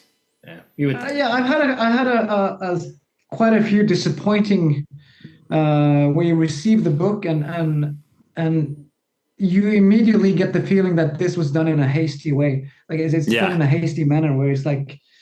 If you open the book and you see that all the images are seriously a lot darker than if you go to the website or the Instagram, the image is completely different. So it's an easy way to tell that, okay, you haven't done your homework well enough on the printing process and everything. And and the second thing is also the choice of paper, which is to me is critical when you do a book. If you pick the wrong paper, you mess up the whole thing. If you're putting all that time and money into making a book, well, at least be sure that you pick the right paper because it makes a huge difference. Yeah, all those decisions down to the materials, size, everything, amount of pages, like it's all super, super important. And it's just obvious, like sometimes people just wanted to create a product to put out there instead of like creating an actual visual experience that elevates the photography and is like the best possible way you can look through the collection. Totally. And Michael Kenna, he has so many books, like you can't even know where to start. But I think Stian will agree with me when I say that he has a book called Korea. It's one of the smaller books he has. It's quite small, and it's not that many pages, maybe 80, 90 60, pages. 70, Yeah.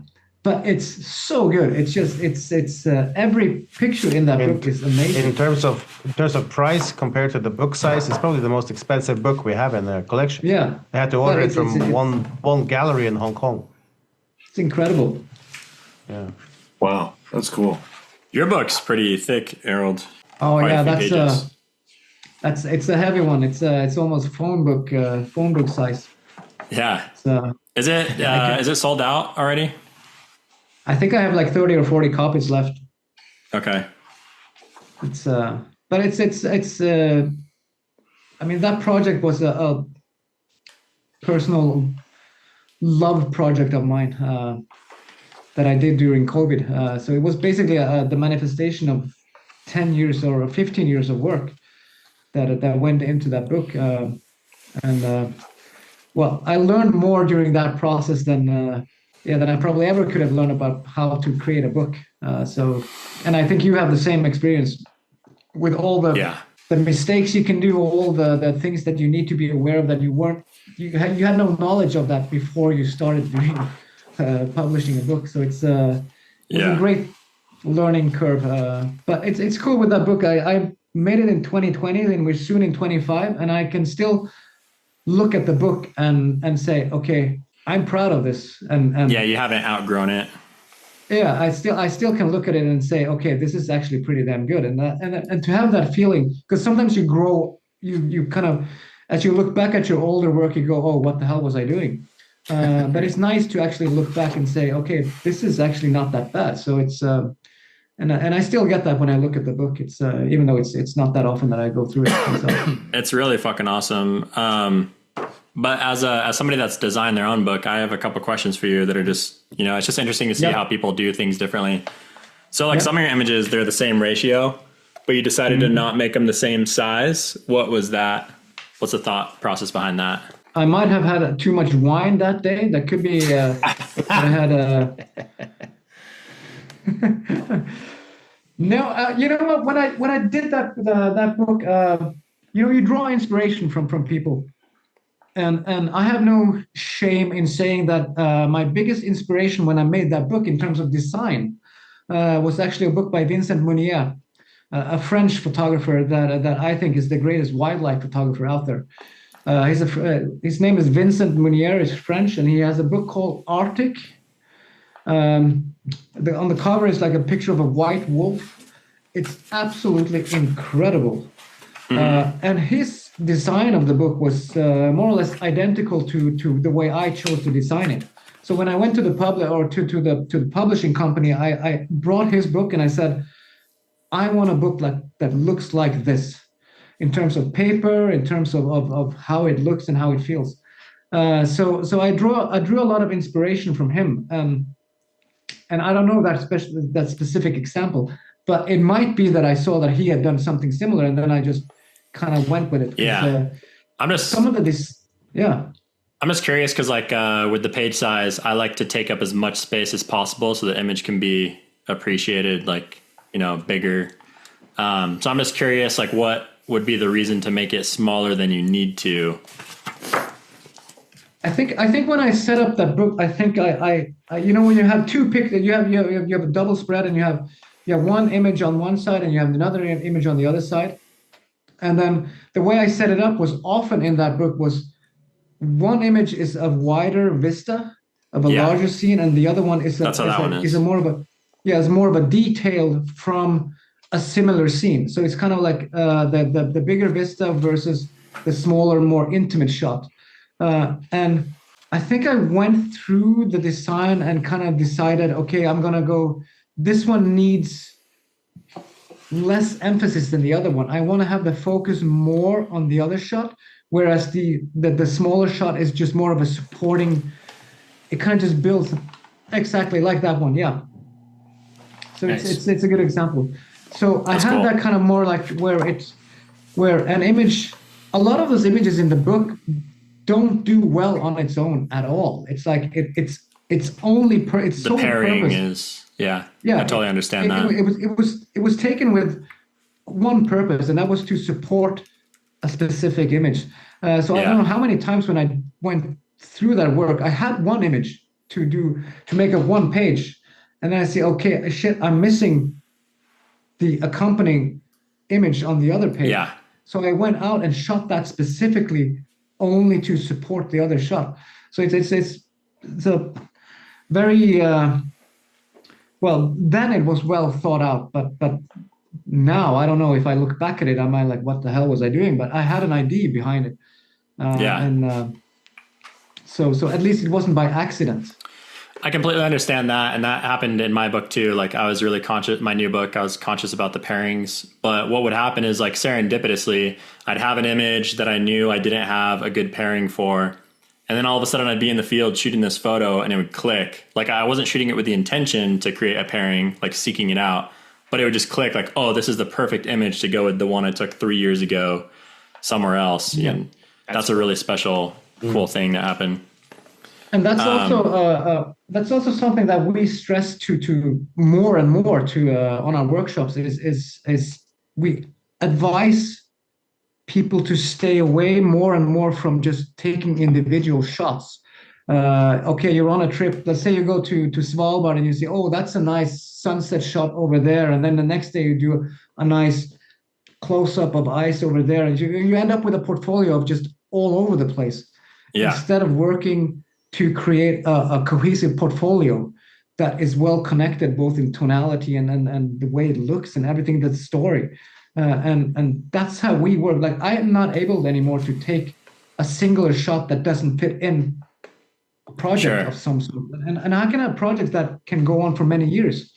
Yeah. And then I end up taking a shot this year that I say, oh shit, this one fits perfectly in the shot I have of abstract snow patterns or whatever it could be. So it's like working in a bigger set of images is so much more rewarding and meaningful instead of just gathering single shots. Considering what they all create as a whole rather than each one individually. Yeah, if you're doing it right, it has more impact when you do it right.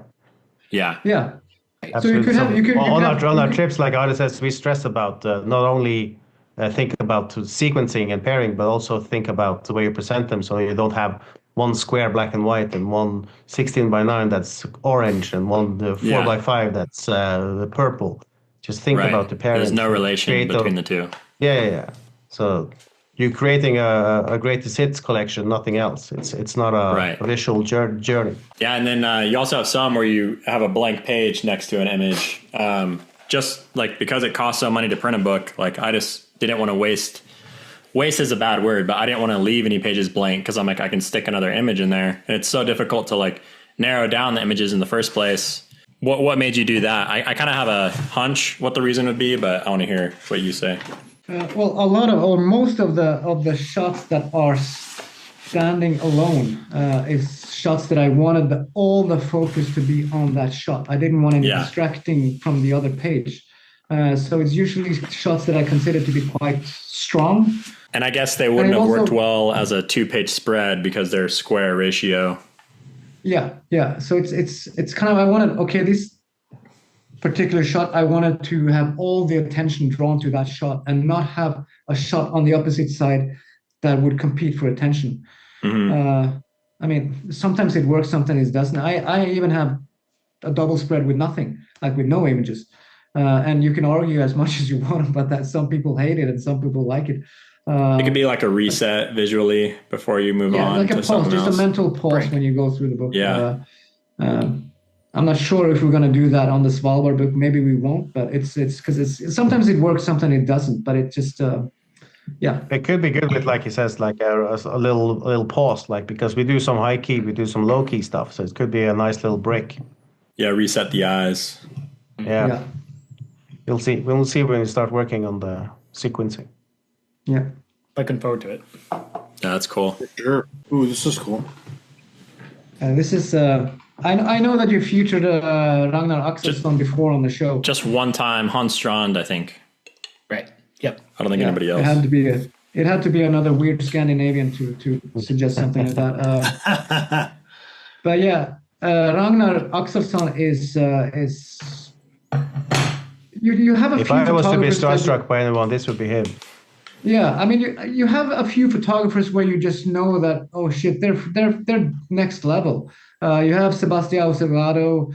Well, for me, it's Michael Kenna, and then you have Ragnar Axelsson, which is just it's a different breed of photographer. And I could have chosen so many images of from his, and there are tons of images that are way more impressive than this, because this is not impressive at all.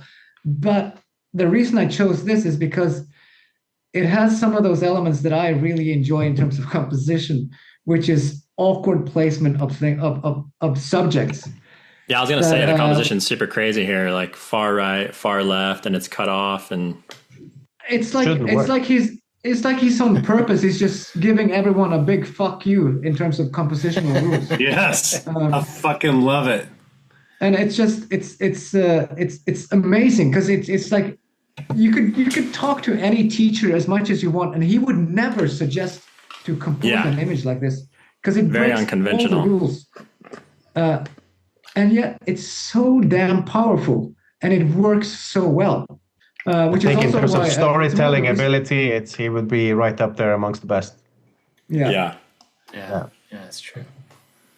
And his dedication is next level as well. I've met him once, and he's worked in the Arctic for 40 years, documenting the Inuit hunters. And when I met him, he had just come back from 3 months in Siberia. And I asked him if where we could expect to see some pictures, and he said, "No, I wasn't happy with anything. So you will never see the light of day." He went back a couple of years later, but to dedicate 3 months and not coming home with one image, it's pretty hardcore. And they'd be keepers for all of us. Oh yeah, probably. But he's a journalist by trade. So I think the way he tells stories is He does a really good job of capturing the people in the element. Yeah, his images have like an edginess to them too. They're kind of like punk rock, I would say. Yeah, they're grainy. They're not level. They're not sharp. It's just everything that's not supposed to work, but it works. Yeah, that's a good way to put it, Ben. Every once in a while.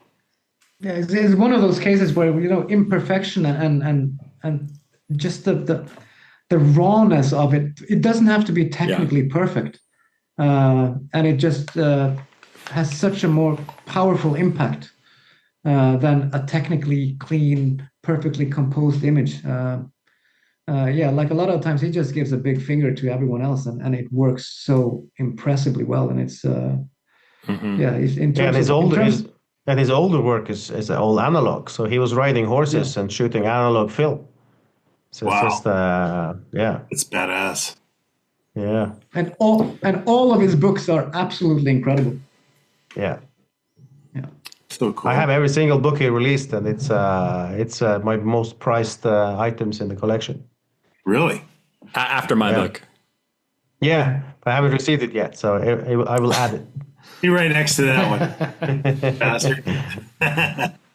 Arild got me excited with all his bottles, so I went and grabbed one and let it warm up a bit, but I just poured it. This one's from Equilibrium. This is a barrel-aged stout called Hyperplane in collaboration with Holmes Brewing in Michigan. And this one has peanuts, macadamia, almonds, coconut, honey, vanilla, and cacao nibs. And it's 17%, so I'm going to try to take it easy on this, but... we have something going on tonight. Yeah. Hey, you gotta get back in the game later, dude. Just do a couple of sniffers on that one. You guys are crazy. A beer of 17%. That's it poured I'm getting motor oil too. It's so thick. I'm tipsy right now, so it's like if I had that stuff, it's like I would be like this in like. So it's. Leave it to the pros. When you guys come back to the States, we'll show you what's up. Let's go. Jesus, that brewery, when you go in there, they're not known for their shipping department, but they when you go in, they frequently have all those stouts in a cooler, and you go to a counter and you're just looking at all these beautiful bottles laid out, and they're all just like straight gas. Like, Have you tried this one, Paul? Which one is it? The Hyperplane. I still have that one in the fridge. How good is it? It's nice. Okay. Yeah, it's not too crazy either. It's very smooth and blends really well. Yeah, I'm definitely cracking some stouts. It's 17%, but you cannot even sense the alcohol. Like, it tastes like chocolate dessert. It's a sneaker wave. Oh yeah, this thing might go down by the end of the episode. I might be sneaking my way down there next week. So let me know if you do. So Eric, you're based in Utah. Where are you other guys based? I'm in Portland, Oregon. Yeah. So then I'm in New York, but I'm about 3 hours north of New York City. Okay. So Jimmy's not allowed to move anytime soon because he lives next to our favorite brewery. So he gets us all the beer that we need. They put an ankle bracelet on me, God damn it. all the best breweries actually in the U.S. We got Jimmy on lockdown. He's not going anywhere. Try to get away, and they're like, No way. This looks like an older photograph. I hadn't heard of this photographer. No. Well, he's Adams. He's our secret hero. Eric, did you include the right photo? Did you include the one of the big mountain? From the same guy? From the same guy, yeah. That's the shot that I wanted to show. Let me see if I can find it. Sorry, I thought this was the one. Let me pause this and I can go look for that. You can scrap it. Let me see if I can. See if this works. You guys are still seeing the same thing right now, yeah? Yep. Yeah. Okay, cool. Give me a second. I just want to make sure you don't see my other windows. Yeah, we don't want. Oh my God, we have funny stories about that as well. Yeah. It's bottomless. We're gonna. You guys got to be recurring guests or something. Too much for one episode. Yeah. I didn't see what. Well, share a little bit about the. Said we should do a coffee table book just with stories. Yeah, that's right. Yeah. If you ever decide to do an X-rated version of the show, then you can we could be the host. This is the X-rated version. Oh yeah. Oh my God. Yeah. Okay. Stian, should we do a story? Go ahead. So this is you can censor this out if you want though. But it's when you when you're on a tour and you get in the car in the morning and you sync your Bluetooth on your phone to the speaker in the car. Because you're going to play a song, you're going to play Spotify or whatever to play the music when you're driving. And you connect to the Bluetooth system and it plays whatever you were watching in this case. Yeah. And you blast the speakers, and all you hear is moaning and yelling and all kinds of weird sounds. And you're watching like tennis or something, or some sports. It's a workout video, right? Yeah, this is the video. It's like weird sounds coming out of the speaker system, and I'm, your brain shuts down, like, because people are freaking out, like, what the hell is going? What is this? It was like people are going at it like it's 9 a.m, and I freak out, like you panic and you don't think clearly. So I start banging the stereo, like, what is this? Turn it up. Acting like you don't know what's going on. It was a disaster, but wait. Oh yeah, this is the shot. Oh wow, that's the shot. Ooh yeah, baby. There we go. That's more like there it. There we go. Now we're talking. That's the right shot. So okay. To be serious though, this guy is he's sorry. Transition. quite a smooth transition from craziness very to something else. Phallic-looking mountain. Yeah, I like this replacement. This is super sick. And when you consider that he shot this probably in the 80s, 70s, or the 80s. Oh yeah. And I actually looked him up yesterday and to see where he's about now, and he's like 85 or 86 or something. Yeah, is he Japanese? Mountaineering guy. Yeah, and he's still going at it. Like he did some shots last year from Hokkaido, crazy alpine stuff. That's awesome. Probably normal people wouldn't be doing even in the 20s. So this guy is really something else. He did some of the most extreme alpine climbing in the Japanese Alps in the 70s and 80s. And his black and white work is absolutely phenomenal. He also has, in case some of you are willing to spend a fortune on books, he has a book. Yeah, Stian also has the same. This one is called Journey to the Midday Stars. Oh, wow. If you can find it on eBay or somewhere on Amazon, it's only accessible on the Japanese Amazon. Yeah, I think we paid like it's like $400 or something for it. Black market. Yeah, it's expensive. It comes with a print though. Okay. It's phenomenal, and again, it's just one of those things that we go, wow. And a lot of his images, you just, oh shit, this is fantastic. And a lot of his alpine mountain works just blows me absolutely away. It's just Ansel Adams kind of stuff. It's absolutely incredible. And he's considered to be one of the very greatest Japanese photographers. So he's quite famous in Japan. Outside of Japan, he's more or less unknown. So yeah, I'd never heard of him. It's super cool that you brought him on here, dude. I mean, that's awesome. It's the use of contrast and again, more of the gritty processing of things, where almost like Ragnar Axelsson, where it's like heavy contrast and just a very dramatic look to it, and it's just, I don't know, I just find it super appealing. Yeah. No, that's gorgeous. Mm-hmm. It's sometimes when we start sharing like some of these older images, it's like you start wondering, it's like, does that exist still? Like in terms of like how much have things melted or shifted away? And that's a really good point. Anyway, not to dwell on the downside of things, but Jesus, Jimmy, I know. Wait, yeah, but it's really gorgeous. Is that image still available? Yeah, basically, yeah. No. Yeah, I think the Japanese Alps, the altitude is they're massive. So it looks like a pretty jagged mountain. Yeah. I think this is it was the like Himalayas or something. Yeah, I thought it was Himalayas. I'm pretty sure this is the Himalayas. Like the Tibetan plateau or something. I'm going Guinness, guys. Okay. Oh, here we go. Is that just the stout, or is that a different? Does Guinness only make the stout, or do they make other stuff? This is Guinness special export. It's a stout. It's certainly a stout with a chocolatey taste. Yeah. It's 9%. There you go. Aldred's back in the game.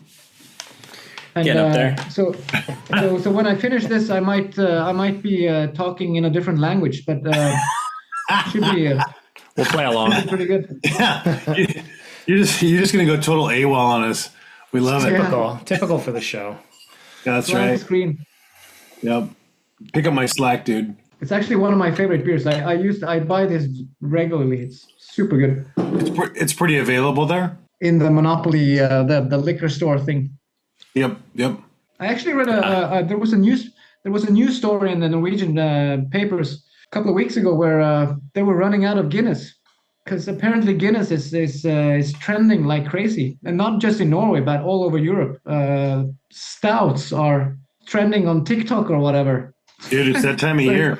It's winter, baby. Let's go. It probably has to do with the more chocolatey, rich, sweet flavor compared to the IPAs and right.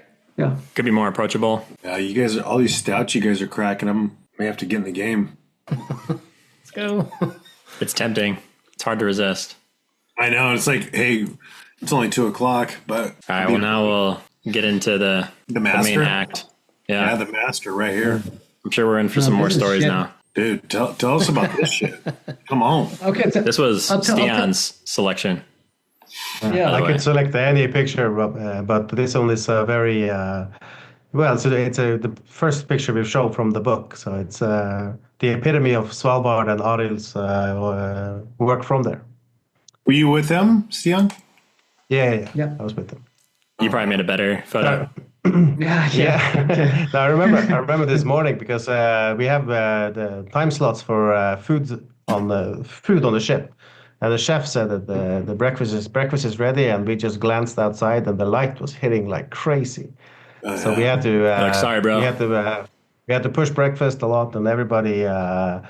It's the stripe. What do you call it? The dappled light, whatever it's called. Yeah. It's just up there because of the low angle of the sun. It hits crazy. I've never seen alpenglow like this before, and this is a unnamed peak. No, in terms of locations, it's not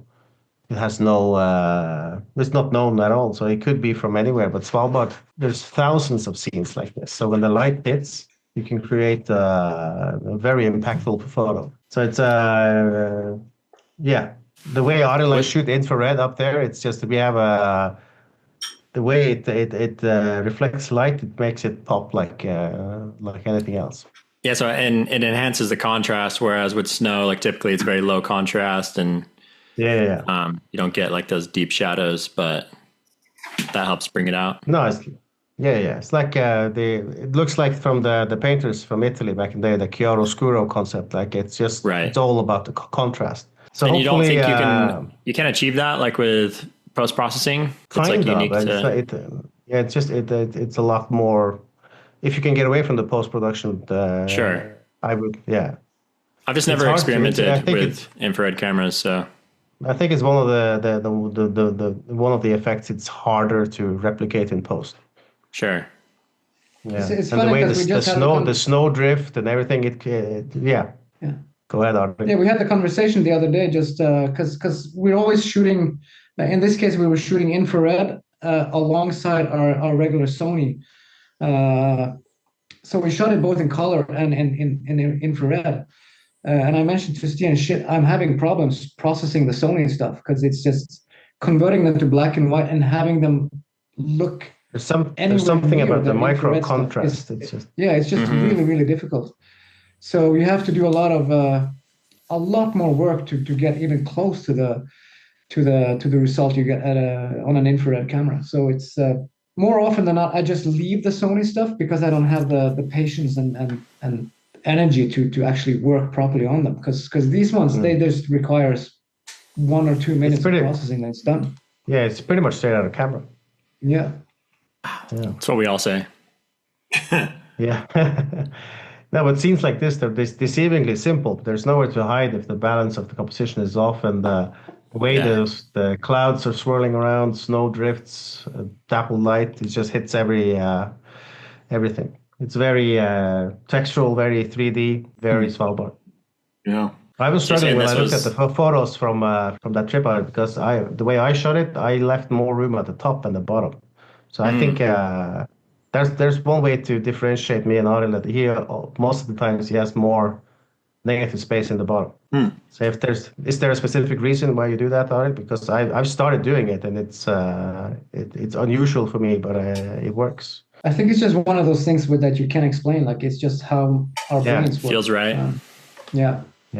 It's not a deliberate choice or anything. It's just it's something that you do just naturally. So, I never thought about it at all.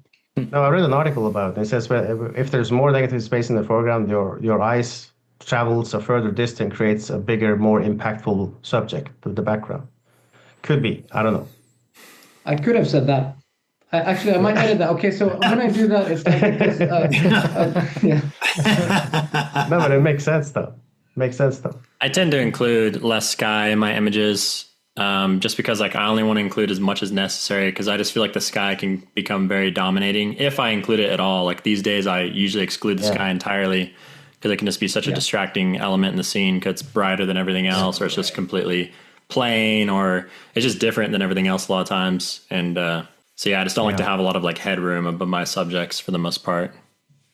It's actually one of the things that we teach on our workshops. It's one of the points we make when you compose your shot and you include the sky. Always ask the question. Okay, does the sky actually do anything for the shot? Does it make the shot better, or is it just adding more distraction? And more often than not, the sky actually adds a distraction from the main subject of the scene. So if you can cut out the sky, I always say cut out the sky. Just take it away, because it's only one of those things that. And it's one of those things that beginners.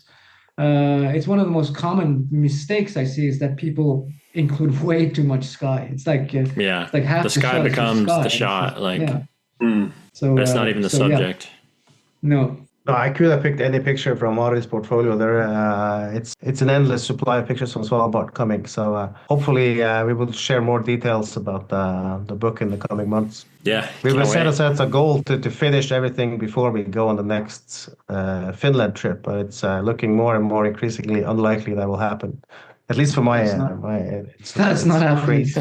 No shit. We have a backlog of images. I don't know if you guys are the same, but our backlog of images is just growing and growing. It's years. It's impossible to keep up. It's just and sometimes it's healthy because the longer the images stay on the hard drive before you start working on them, then the more distance you become to the work, and the more critical I am in terms of which ones I choose to process and to work on. Whereas if I start working immediately after trip, I end up processing a whole lot of stuff that you're excited about everything. Yeah, exactly.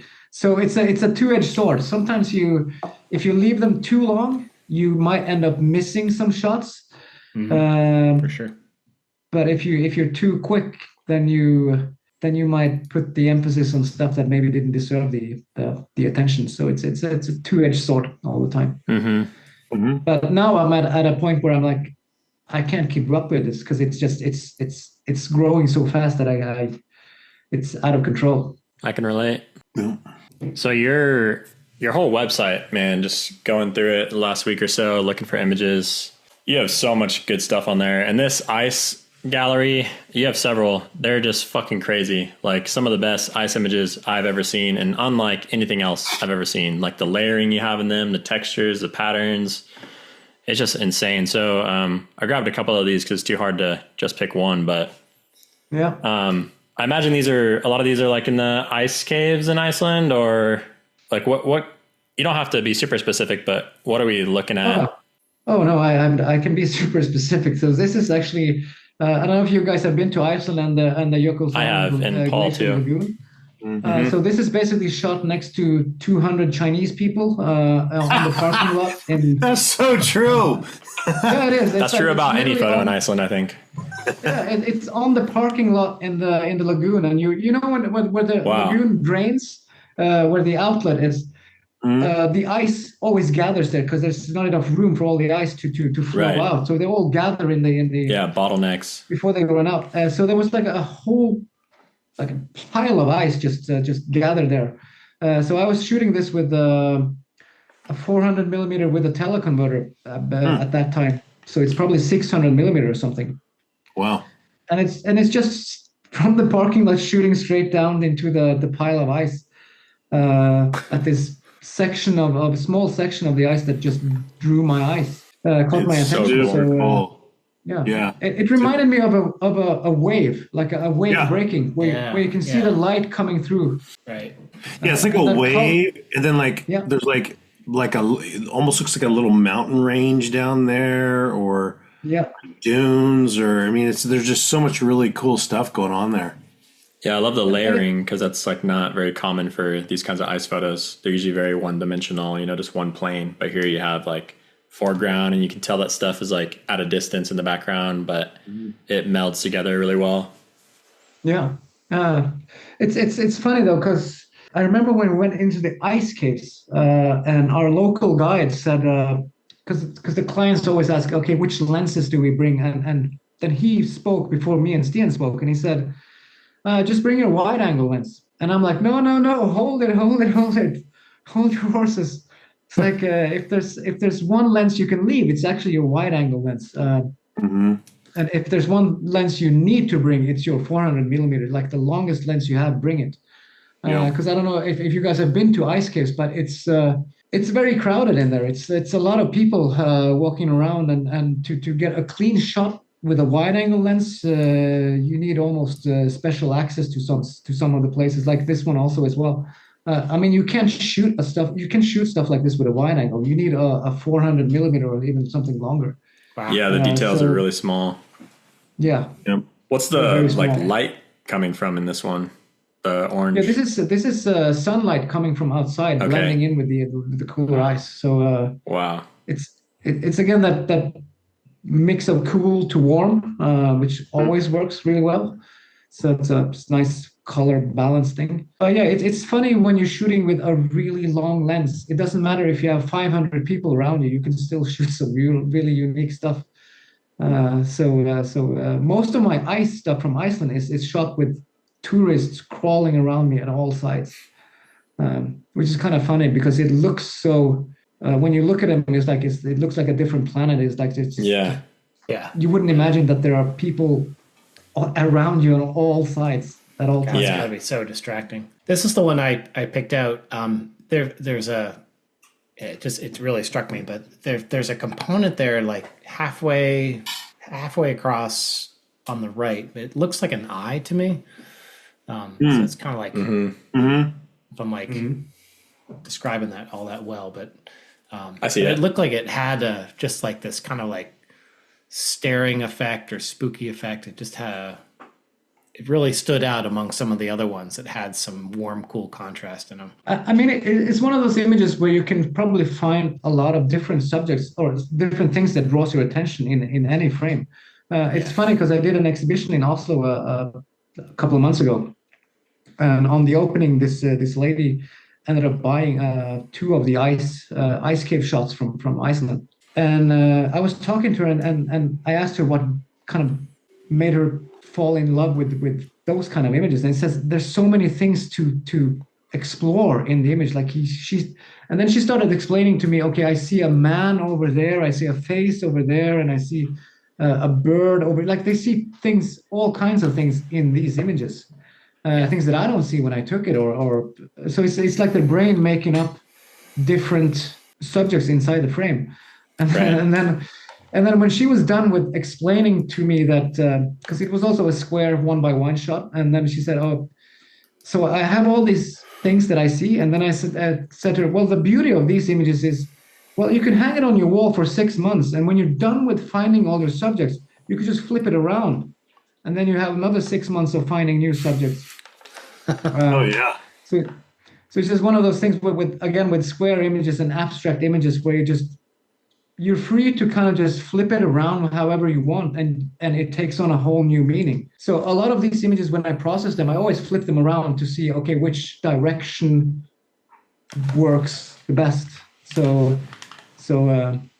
it's fascinating working with with this kind of imagery. Yeah, I noticed you tend to photograph most of your work in 1:1 square ratio. Can you articulate what it is you like about that? Or, I mean, I love square images when I see them, but I find them really difficult to make myself. Well, I could probably sum it up in one word, and that's balance. It's funny with just the square form by its pure form is 100% balanced.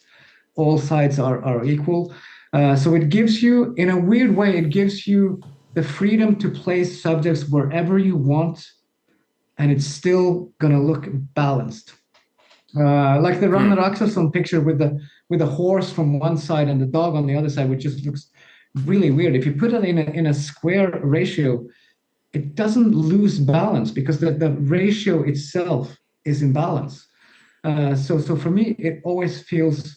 Well, me and Stian, we work at our compositional mantra is simplicity and balance. Keep it simple and balanced.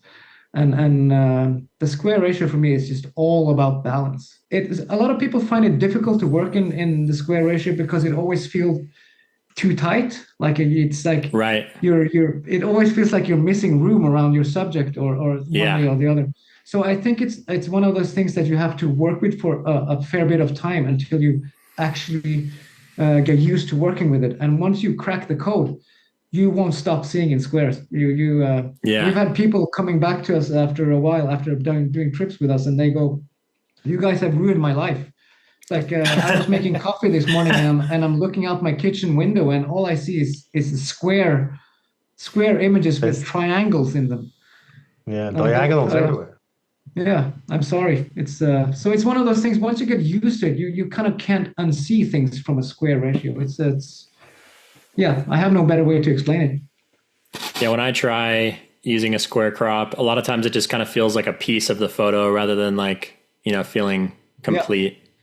Sometimes it does work. I have a few, but it's just very few and far in between. And as much as I would like to, they just often work better in 4x5 or, just slightly wider. I think the more you work with 1x1, the more you will. Sure. You learn to see in a different way. Yeah.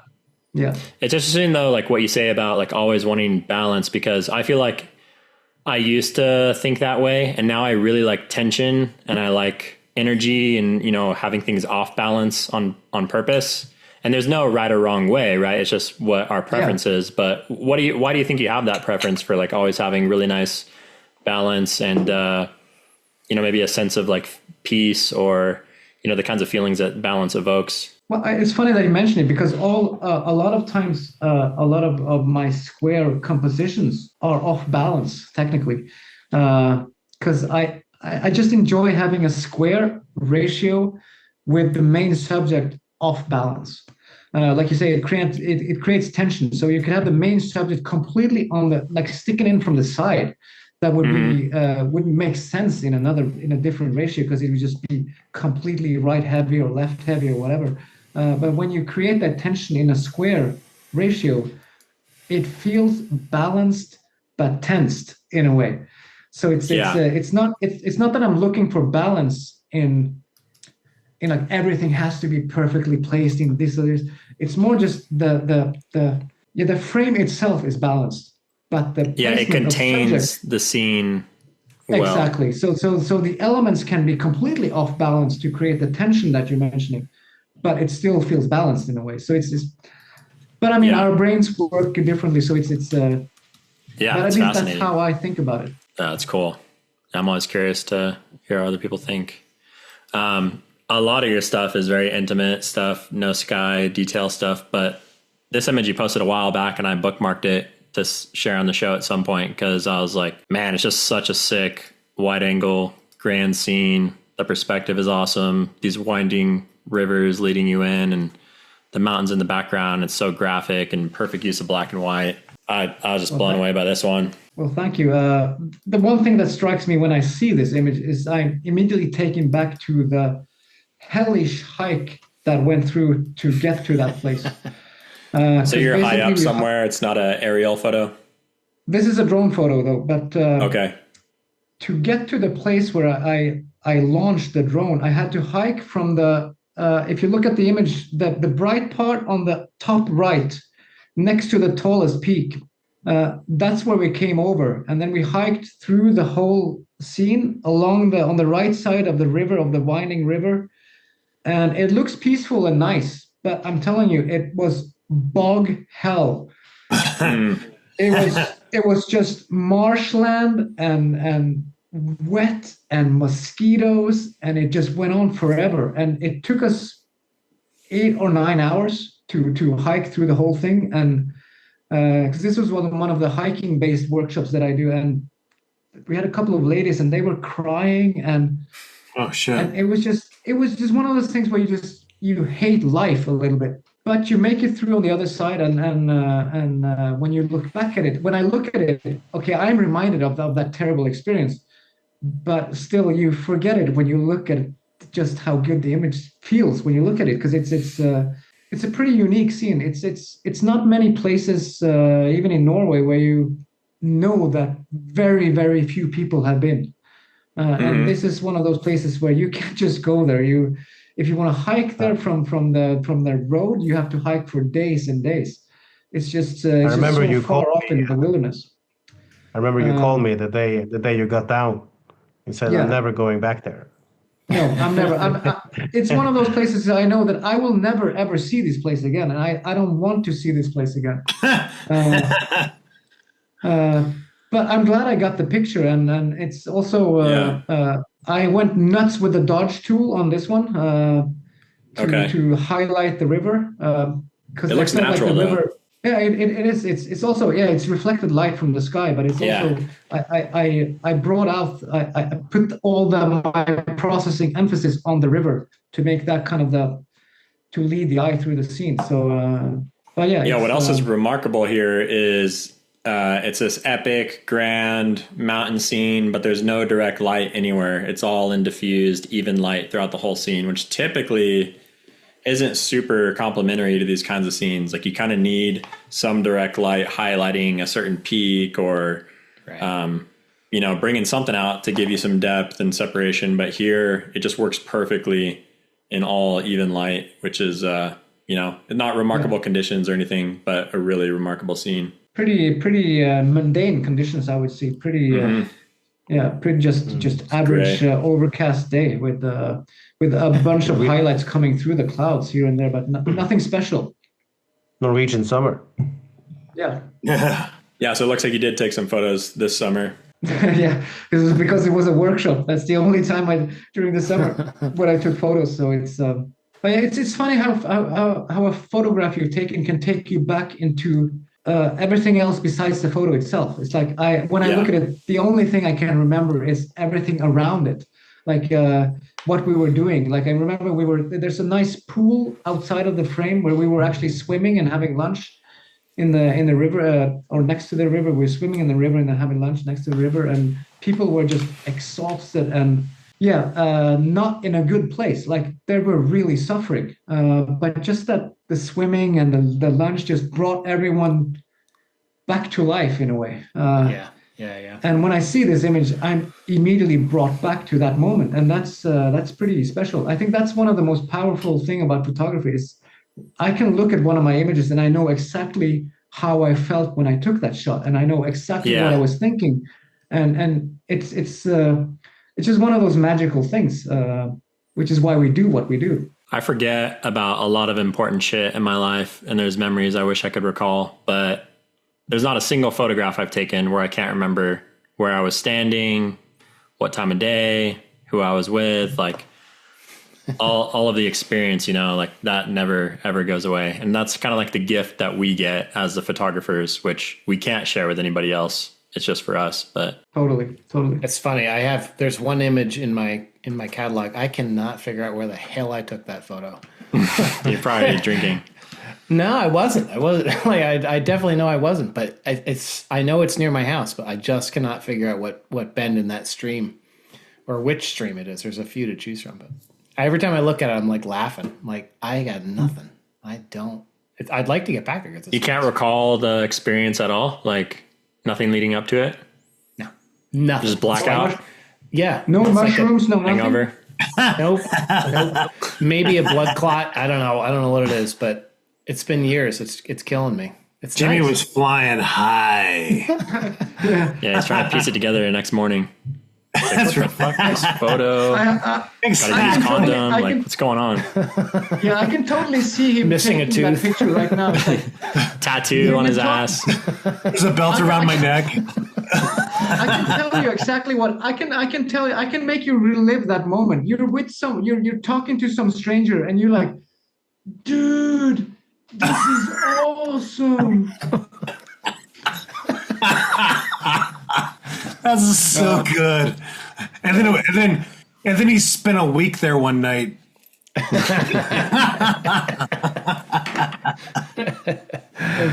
Hey, write that shit down. Let's go. These ones are super crazy too. Jimmy picked this one, but I included another one we'll look at in a second because the series just had too many good ones to only pick one. Gosh, And you know, this is one of those examples of that I find super interesting. So this is shot at the Vestrahorn beach in Iceland. Oh wow! It's so is that snow then? Because like all that sand is just black. I don't know where the white is coming from. So this is a mix of black lava sand and snow. Okay. Yeah, so it's snow on top of the black lava sand, and it's been windy for a few days, so it created all these crazy wind patterns. And I've never seen anything like it. Like that mix of white snow and black lava sand was just. I stepped out of the car and I'm like, oh my God, I'm gonna have a party for the next 3 hours. So I brought out my when I shoot these scenes, I shoot with a setup from a company called Cambo that has like it turns every lens into a tilt shift lens. Okay. So I don't have to do any focus stacking. Yeah, it's an adapter. Yeah, so it's all with bellows and stuff like that. So I look super intellectual when I'm using it, even though I don't have no idea how I'm using it, but it looks cool. But everything looks sharp. And this is, I mean, the beach there is just super famous, and people are lining up to shoot the mountain in the background with the waves and the beach and everything. And I had one of the most memorable days of shooting abstract stuff that I've ever had. So was this whole collection that same day? Everything is within those 3 hours. Oh my God! Wow! And everyone else was. Yeah, and it's like, and I saw it once I stepped out of the car. I'm like, okay, I'm gonna have a party right here. and you know when because Eric, you've done a lot of workshops yourself, and you know when you tell people, when I get excited and I go like, oh my God, this is incredible! You have to shoot this. Forget that big mountain, forget that. Just go shoot this, and people don't understand. Yeah, like they're looking at it like shoot what? Are you crazy? Like, what are you talking about? Like, that other thing will be here tomorrow. This is today. This it never lasts did. like an hour. Yeah. So I was in the you know, when you're in the zone and you're just working constantly, you see different frames everywhere. I was like that for 3 hours, and that whole portfolio works is all done within those 3 hours. And this is another one. Dude, super cool. Super so cool. Good. Yeah. But again, other people don't see it. It's like all they see is snow and sand. They don't see the picture in it. Yeah. So it's which can be frustrating when you're doing workshops, because you're trying to make people aware of what's there. Open their eyes, but but you also have to be aware that not everyone will see that maybe they're not ready to see that kind of imagery, and they rather or even want to, that might not be why they came. Right. They don't give a shit. Vestrahorn. Yep. Yeah, they want all the icons. They want to eat the bacon wrap hot dogs. Yeah, and don't get me started on the icon things. It's we could do a whole podcast on why to avoid icons, because it's let's do it, man. That's a great idea. That'll be our side project. Yeah, it's a great body.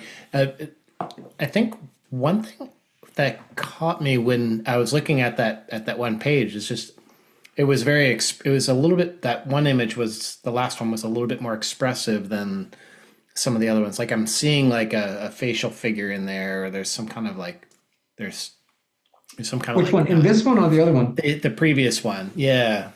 I don't know. I mean, to me, the one thing I saw when I took that one was the eye. Yes. Almost like an angry figure with looking that down. angry, right? Yeah. Yeah, can't place like what it is, but it was just had this emotion to it that they're all gorgeous. It's almost like a demon, like a demon looking at you or something like that. And that was what my brain was seeing when I was working on it. Yeah. Yeah, it really jumps out. Yeah, I don't think I will experience any those kind of conditions at that location ever again. It's I don't think it's very common. Super unique. I love hearing the story behind this because I assume this was like an ongoing project, like maybe over the course of years that you'd collected these amazing images. And it's crazy to hear that it was just all in one afternoon. And I've had those moments too, like where you go out and you're just like, holy fucking shit. Like I'm going to be here for as long as I can because this is just endless. Like doesn't happen often, but. I think that's Stian is similar in that way. When we're in the zone, it's amazing how many keepers you can push out just over a short amount of time. When you're in that moment and oh holy shit, this is good. Then and you're on the right frequency. Then it's amazing how many keepers you could just push out of one short session. And you get in the zone where like you're quick too. Just take a few minutes for each photo and move on to the next thing. Like you just get in that flow state. It doesn't happen very often, but when it happens, it's just pure magic. Yeah, super, super special. That's what I live for. Yeah, that's awesome stuff. And I would have never guessed that was snow. I thought it was like, I was thinking this might be like from Norway or something. Like Hans Strand has some really cool sand pattern formation stuff, like in Norway beaches, Lofoten Islands and stuff. So I was thinking it might have been that. There's a couple of beaches in Lofoten that are famous for creating all these crazy patterns. So it could have been from. I mean, it looks similar to that for sure. But yeah, no, it's just black lava, sand, and snow. This one's like iconic for me. Yeah, really looking through your stuff. It's really hard to choose, what to feature here, and this is super unique. And I was looking forward to after selecting this, you telling us about the image. Yeah, you totally just took like some mounds of snow and transformed it into something that transcends it entirely. Yeah, it's super killer. So imagine you're standing there in the most amazing winter scene that you could, it's like snow-covered trees, amazing light, colors popping like crazy, and you choose to pick out a 600 millimeter to shoot details in the base of the trees.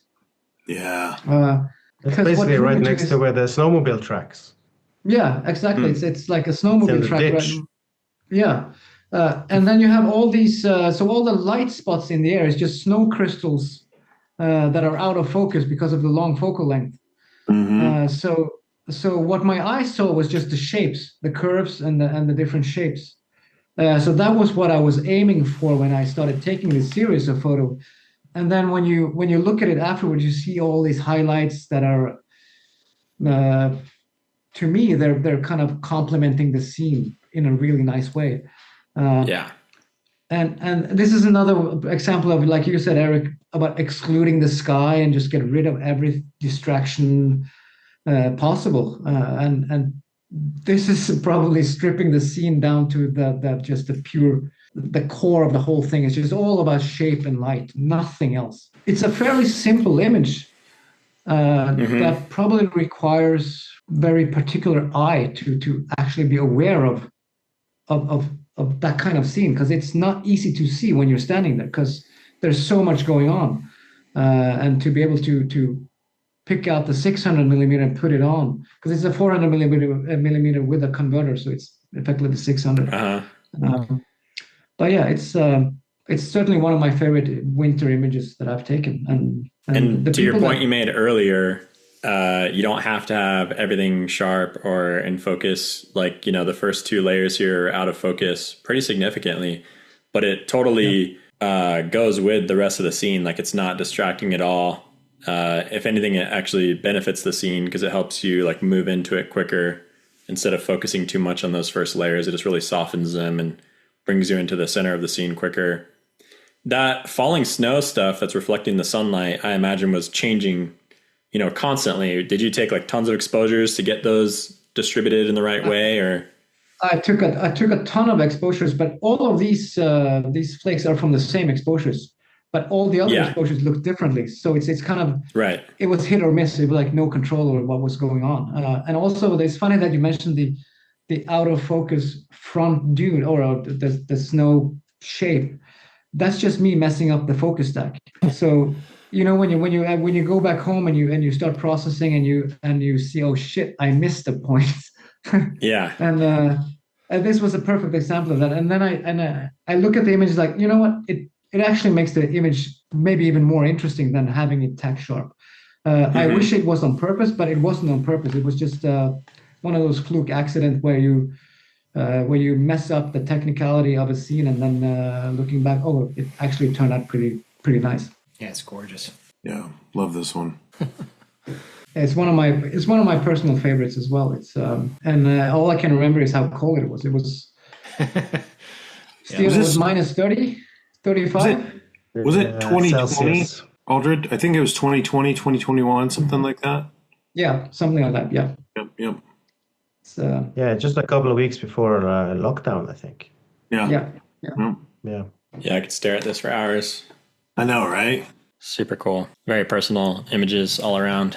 But yeah, man, I've been a huge fan of your work for a long time, and I'm even more of a fan now after spending careful time looking through your website, making these selections, and yeah, it's just remarkable the body of work you've created. Well, nothing else like it out there. It's I think the longer I do this, the more I'm into creating personal work, like things that are meaningful to me as a person, like things that speak to me. And you can't quite put your finger on it. It's like I said, I can't stand the point of, let's say we take people to shoot a place, and I tell them the composition is over here. You put your camera there, and then you line up your tripod, and then you take the shot, and that's the shot. To me, that's like against all kinds of creativity that I want people to experience. Yeah, and I know a lot of people think like that. Like it's always you have a composition, you go to a place wherever if it's the Antelope Canyon or wherever it is, like iconic places, and you just line people up to take the same shot. And I'm like, where's the creativity in that? Where's like the personal interpretation of a scene or just what are you offering as a photographer? Yeah. And it's surprising how you can put people. It's possible to create personal work in any place, stunning or not. I'm convinced that you can create impressive work or good work everywhere, more or less, if you tap into the right frequency of your brain at that time. And it's not easy. It's a challenge. But it's a challenge that I appreciate more and more the more I work with photography. And to me, that's a driving force and an inspiration, which again goes back to like Kjetil Karlsen, one of the photographs that you showed, the one that takes photos that are so far off from what I do. But I'm like, okay, maybe one day I will take a picture that can create the same kind of emotion that he gets in his shots. I have no idea how I'm going to do that, but maybe I'll get there sometime where I can express something that shows something similar. And it's funny also, I talk a lot, sorry, but no, that's why you're here. I have 3 kids. That's what we want. I have 3 kids, and I go fishing, and I always when I go fishing, I have my small camera, like I have a Fuji, and now I have even bought Leicas for that stuff. But I've always wanted to take good photos of my kids growing up, and I always wanted to take good photos of my fishing buddies doing, when the stuff that really means something to me. And I suck at it. Like I absolutely, my mom almost takes better pictures than me of the kids and all that stuff. And it's like, why can't I master that? And to me, that's also something I want to be good at, because that's actually things that really mean something to me. So if I can do that over the next 10 years, if I can look back 10 years from now and say, hey, your everyday stuff has become better, then okay, I'm a happy guy. Because being a professional photographer, I still take shitty shots of my kids. And, 100%. I'm sure I have pretty two much, little kids, and the hard part is getting them to stay still. They like never really want me to take pictures of them. Well, the thing is that when you get them to stand still, then they start posing and they're aware of the camera, and you don't get those candid shots that really capture the moment. Mm-hmm. I have a friend of mine. He's actually the guy that got me into photography from in the beginning, and his shots of his kids are just so perfect. It's like, oh my God, Pure. I wish I had that ability. I don't, and I envy him for that. But I guess it's another example of we all tap into different parts of photography. So it's sometimes my son will just be doing something, and I'll try to take a picture of him, but he's like, no, don't, like cover his face and stuff, and it's like nothing I can do. I mean, Stian can probably relate because he's married to or you're not married yet, but your girlfriend is actually an educated photographer, and she has a degree in photography. So she says she usually says she's a professional. I'm the amateur. But she doesn't understand landscapes and the balance game we play around with. But in terms of capturing a moment, she's unmatched. I can't even try to compete with her. She's next level. So I often say I am physically incapable of taking pictures of people. I can't connect with a human. It sounds weird. I can connect with a tree or a mountain or an iceberg. That's how I feel. Except for my kids, because I do have a deep connection, relationship with them. They're the most important things to me in the world. But that's why I don't venture in any other genre of photography, like buildings or urban stuff or shit like that, because I just don't have the relationship that sparks the inspiration. You should do. Nobody knows this, but Arild and I did a wedding once. Never again. Never. No. I think everybody has one of those stories. Yeah.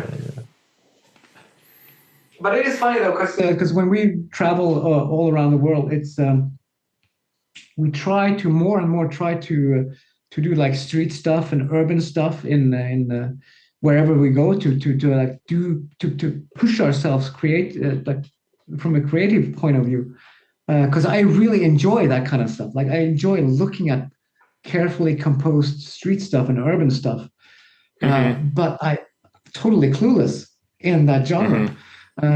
So we both try to do that to push ourselves in terms of just becoming better photographers. I think also because I think it will help us as landscape photographers as well. I think it's important to go out of our comfort zone and not just keep doing what we've been doing for forever. Because I see a few photographers that were big when I started photography like 20 years ago, and they still do the same thing. Yeah, and I think there's no progression. It's on repeat. And I'm asking myself, okay, where's the progression? Like, it's like you're doing the exact same thing as you did back in 2010. It's like I see no change in style. I see no change in the way you approach things. And personally, I think that's from a commercial point of view. Like maybe they're afraid of. They're playing it safe. Yeah. That might be but prisoners to success. To me, it's a little bit sad because I want to keep that personal spark and just keep moving forward, because I think it's crucial for my mental health and for just staying focused and to keep on creating. The moment you stop experimenting is it's a downhill slide from there. I think you're done. I mean, look at Paul. He lost that spark like 5 years ago, and now look where he's at. He's just it was a decade ago. Just can't think about the magic. Looking back at like Mesa back at our street stuff,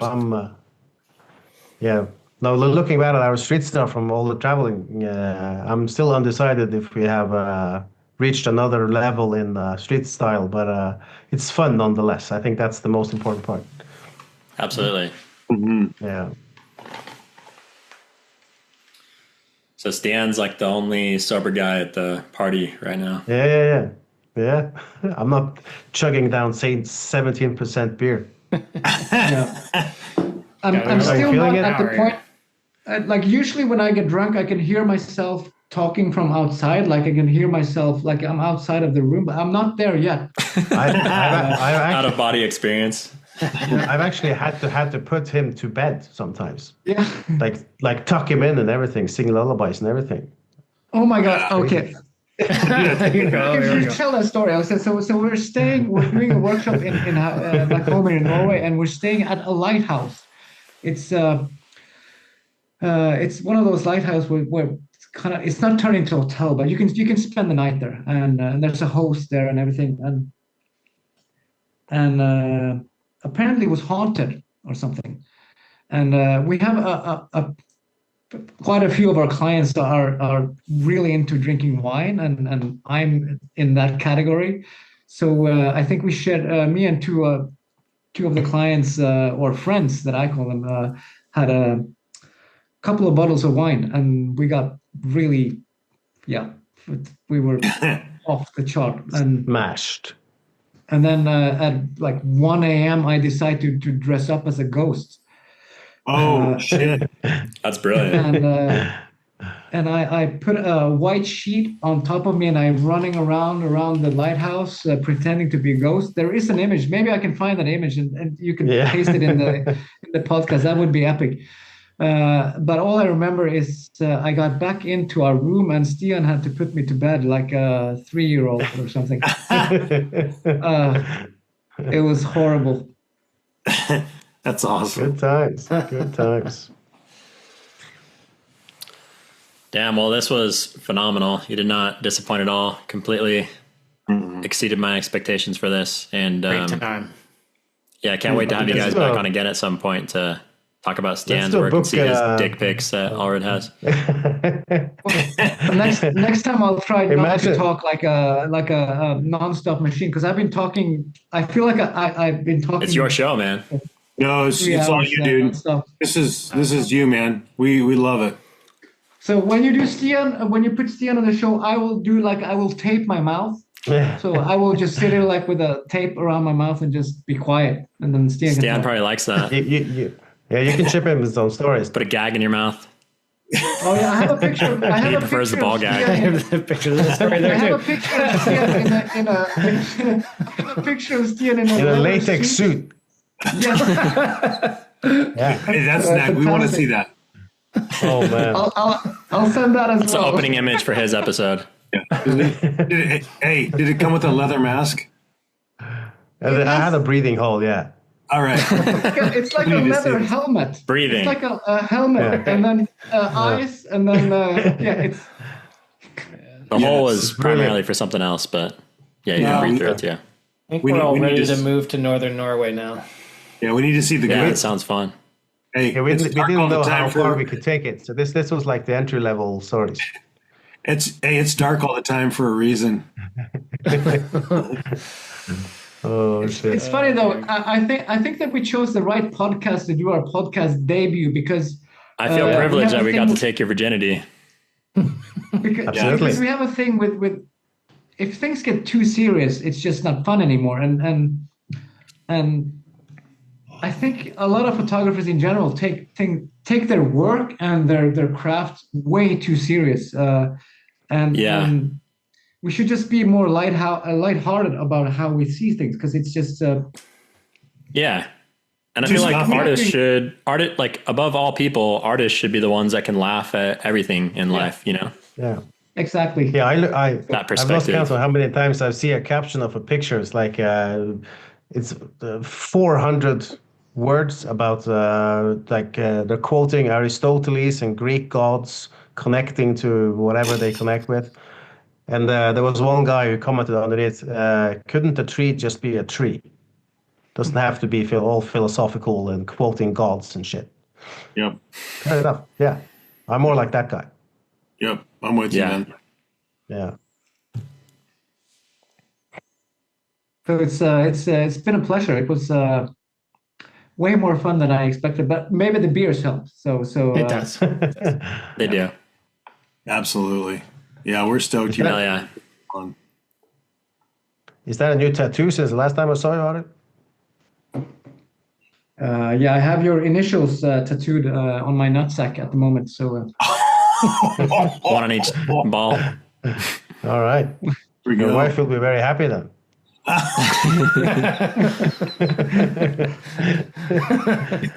Dude, these guys are regulars. I love it. And sometimes we have to tone it down a bit according to the guest, but you guys were like, you brought out the worst in us, good. so Yeah. we appreciate that. Excellent. We feel at home. Prepared. Yeah, you guys. Hell yeah, I'm glad you do. You I'd guys love to hang out sometime. yeah, definitely. If we, Absolutely. when we come over the next time, we will definitely try to hook up because. I'll come see you guys. Apparently, Well, we need if to you go to if you're the ever brewery. if you're ever thinking of going to Northern Norway, just let us know, and then we'll hook up. Definitely. Sounds good. Heck yeah, man. That'd be sick. Yeah, looking forward to it. Awesome. Well, Happy New Year, guys. Happy New Year Yeah. and Yeah. happy holidays. Yeah. Happy holidays. And happy Likewise. New Thanks for everything. Cheers. Cheers. Till Year. next I'm time. empty. I might get another bottle just to before I go to bed, but it's been a pleasure. Yeah, Stan can put you to sleep after.